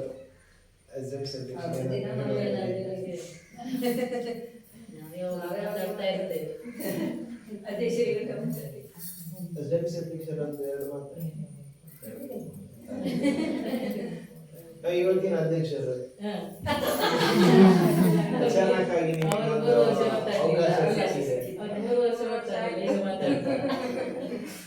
ಹಾಗೆಲ್ಲ ಏನಾಗುತ್ತೆ ಅಂತ ಹೇಳಿದ್ರೆ ಅವಕಾಶ ಸಿಗುವಾಗ ನಾವು ಅದನ್ನು ಬಳಕೆ ಮಾಡಿಕೊಳ್ಬೇಕು. ಈಗ ನೀವು ಸ್ವಲ್ಪ ಮಾತಾಡಿದ್ರೆ ಇನ್ನೊಂದು ಸ್ಟೇಜ್ ಅಲ್ಲಿ ಹೋದಾಗ ನಿಮಗೆ ಸ್ವಲ್ಪ ಇನ್ನೂ ಜಾಸ್ತಿ ಮಾತಾಡ್ಲಿಕ್ಕೆ ಕಾನ್ಫಿಡೆನ್ಸ್ ಬರುತ್ತೆ. ಹಾಗೆ ಅದು ಇವರಿಗೆ ಅಚಾನಕ್ಕಾಗಿ ಸಿಕ್ಕಿದ್ದು ಅವರಿಗೆ ವ್ಯಕ್ತಪಡಿಸ್ಲಿಕ್ಕೆ ಆಗಲ್ಲ, ಅದು ನಮಗೂ ಗೊತ್ತು. ಬಟ್ ಏನಂತ ಹೇಳಿದ್ರೆ ಪ್ರಯತ್ನ ಪಡೋದ್ರಲ್ಲಿ ಏನು ತಪ್ಪಿಲ್ಲ. ಆಗ ಅದೇ ನಮ್ಮನ್ನು ಮುಂದಕ್ಕೆ ಕೊಂಡೋಗುತ್ತೆ. ಸೊ ಮಕ್ಕಳು ಕೂಡ ಹಾಗೆ ನಿಮಗೆ ಹೆತ್ತವರಲ್ಲಿ ಈಗ ಹೇಳಿರ್ತಾರೆ, ಮಕ್ಕಳು ಯಾವ್ಯಾವತ್ತು ಇದು ಮಾಡ್ತಾ ಇದ್ದಾರೆ ಅಂತ ಹೇಳಿದ್ರೆ ಸೊ ಅದನ್ನು ನೀವು ಅವರಿಗೆ ಅಲ್ಲೇ ತುಂಡರಿಸ್ಬೇಡಿ. ಅವರಿಗೆ ಅದಕ್ಕೆ ಒಂದು ಪ್ರೋತ್ಸಾಹ ಕೊಡಿ. ಅವಾಗ ಏನಾಗುತ್ತೆ, ಮೈನ್ ಆಗಿ ಅವರಿಗೆ ತರಗತಿಯಲ್ಲಿ ಏನ್ ಮಾಡ್ತಾರೆ ಅದೇ ಒಂದು ದೊಡ್ಡ ಪ್ಲಾಟ್ಫಾರ್ಮ್. ಯಾಕಂತ ಹೇಳಿದ್ರೆ ಅವರು ಅವ್ರದೇ ಆದಂತಹ ಒಂದು ಇದರಲ್ಲಿ ಮುಂದೆ ನಾವೇನು ಇವಾಗ ನಾವು ಹೇಳ್ತೇವಲ್ಲ, ಮಕ್ಕಳ ಬುದ್ಧಿಮತ್ತೆಯನ್ನು ಪರಿಶೀಲನೆ ಮಾಡ್ತೇವೆ. ನಾವು ತರಗತಿ ಇದ್ದಾಗ ಬರ್ತೇವೆ, ಸುಮ್ಮನೆ ಕೂತ್ಕೊಳ್ತೇವೆ, ಮಕ್ಕಳಿಗೆ ಫ್ರೀ ಆಗಿ ಬಿಟ್ಬಿಡ್ತೇವೆ. ಆಯ್ತು, ನಿಮ್ಮಲ್ಲಿ ಏನು ನಿಮಗೆ ಯಾವ ವಿಚಾರದಲ್ಲಿ ಆಸಕ್ತಿ ಇದೆ ಅದನ್ನು ಹೇಳಿ, ಒಬ್ಬೊಬ್ಬರಾಗಿ ಹೇಳಿ. ಒಬ್ರು ಸಿಂಗ್ ಅಂದ್ರೆ ಪದ್ಯ ಹೇಳ್ತಾರೆ, ಒಬ್ರು ಏನೇ ಬೇರೆ ಬೇರೆ ಎಲ್ಲ ವಿಷಯಗಳನ್ನು ಬಂದು ಅವರಷ್ಟಕ್ಕೆ ಹೇಳಿ ಹೋಗ್ತಾರೆ. ಅದರಲ್ಲಿ ಅವ್ರದ್ದು ಬಾಡಿ ಲ್ಯಾಂಗ್ವೇಜ್ ಯಾವ ತರ ಇದೆ, ಅವರು ಒಂದು ವಿಷಯವನ್ನು ಹೇಳುವಾಗ ಯಾವ ತರ ಹೇಳ್ತಾರೆ, ಸೊ ಅದು ಮ್ಯಾಟ್ರ್ ಆಗುತ್ತೆ. ಈಗ ಅವನು ತಪ್ಪು ಹೇಳಿದ್ರು ಪರವಾಗಿಲ್ಲ, ವಿಷಯ ತಪ್ಪು ಹೇಳ್ತಾ ಇದ್ದಾನೆ ಅಂತ ಹೇಳಿದ್ರು ಅದು ದೊಡ್ಡ ಮ್ಯಾಟ್ರ್ ಆಗಲ್ಲ, ಅವನು ಹೇಗೆ ಹೇಳ್ತಾ ಇದ್ದಾನೆ ಅದು ಮ್ಯಾಟ್ರ್ ಆಗುತ್ತೆ. ಸೊ ಹಾಗಾಗಿ ಮಕ್ಕಳಲ್ಲಿ ಆ ಒಂದು ವಿಚಾರವನ್ನು ನಾವು ಎಳೆಯ ವಯಸ್ಸಿನಿಂದಲೇ ಅವರಿಗೆ ಒಂದು ಅವಕಾಶ ಕೊಟ್ಟರೆ ಮುಂದೆ ಅವರು ಯಾವುದೂ ಅಂಜಿಕೆ ಇಲ್ಲದೆ ಅವರು ತೊಡಗಿಸ್ಕೊಳ್ತಾರೆ. ಸೊ ಏನು ಇಲ್ಲ ಅಂತ ಹೇಳಿದ್ರೆ ನಾವು ಮುಗಿಸೋಣ. ನೀವೇನಾದ್ರೂ ಹೇಳುವಂಥದ್ದು ಹೇಳಿ. ಮೊನ್ನೆ ಮೀಟಿಂಗ್ ಇಂದಿನ ಸಮಗ್ರ ಶಿಕ್ಷಣ ಕರ್ನಾಟಕ ಯೋಜನೆಯ ಬಗ್ಗೆ ಹಾಗೂ ಸಾಮಾಜಿಕ ಪರಿಶೋಧನೆಯ ಬಗ್ಗೆ ಪ್ರಾಸ್ತಾವಿಕ ಮಾತನಾಡಿ ಈಗಿನವರೆಗೆ ನಮ್ಮ ಜೊತೆ ಇದ್ದು ಸಲಹೆ ಸೂಚನೆ ನೀಡಿದ ತಾಲೂಕು ಕಾರ್ಯಕ್ರಮ ವ್ಯವಸ್ಥಾಪಕರಾದ ಹರೀಶ್ ಸರ್ ಇವರಿಗೆ ನಮ್ಮೆಲ್ಲರ ಪರವಾಗಿ ಧನ್ಯವಾದಗಳು. ಅದೇ ರೀತಿ ನಮ್ಮ STMC ಅಧ್ಯಕ್ಷರಿಗೂ, ನೆರೆದ ಎಲ್ಲ ಪೋಷಕರಿಗೂ, ಅದೇ ರೀತಿ ಮೊನ್ನೆಯಿಂದ ಪರಿಶೋಧನಾ ವರದಿಗೆ ಆಗಮಿಸಿದ ಸಿಬ್ಬಂದಿ ವರ್ಗಕ್ಕೂ ಆತ್ಮೀಯವಾದ ಧನ್ಯವಾದಗಳನ್ನು ಅರ್ಪಿಸುತ್ತಿದ್ದೇವೆ. ನಮ್ಮ ಈ ಸಾಮಾಜಿಕ ಪರಿಶೋಧನೆಯ ಅಧ್ಯಕ್ಷ ಸ್ಥಾನ ವಹಿಸಿದಂತ ಶ್ರೀಮತಿ ಗೌರಿ ಇವರಿಗೂ ಎಲ್ಲರ ಪರವಾಗಿ ಅನಂತ ಮುಗಿಸಿ.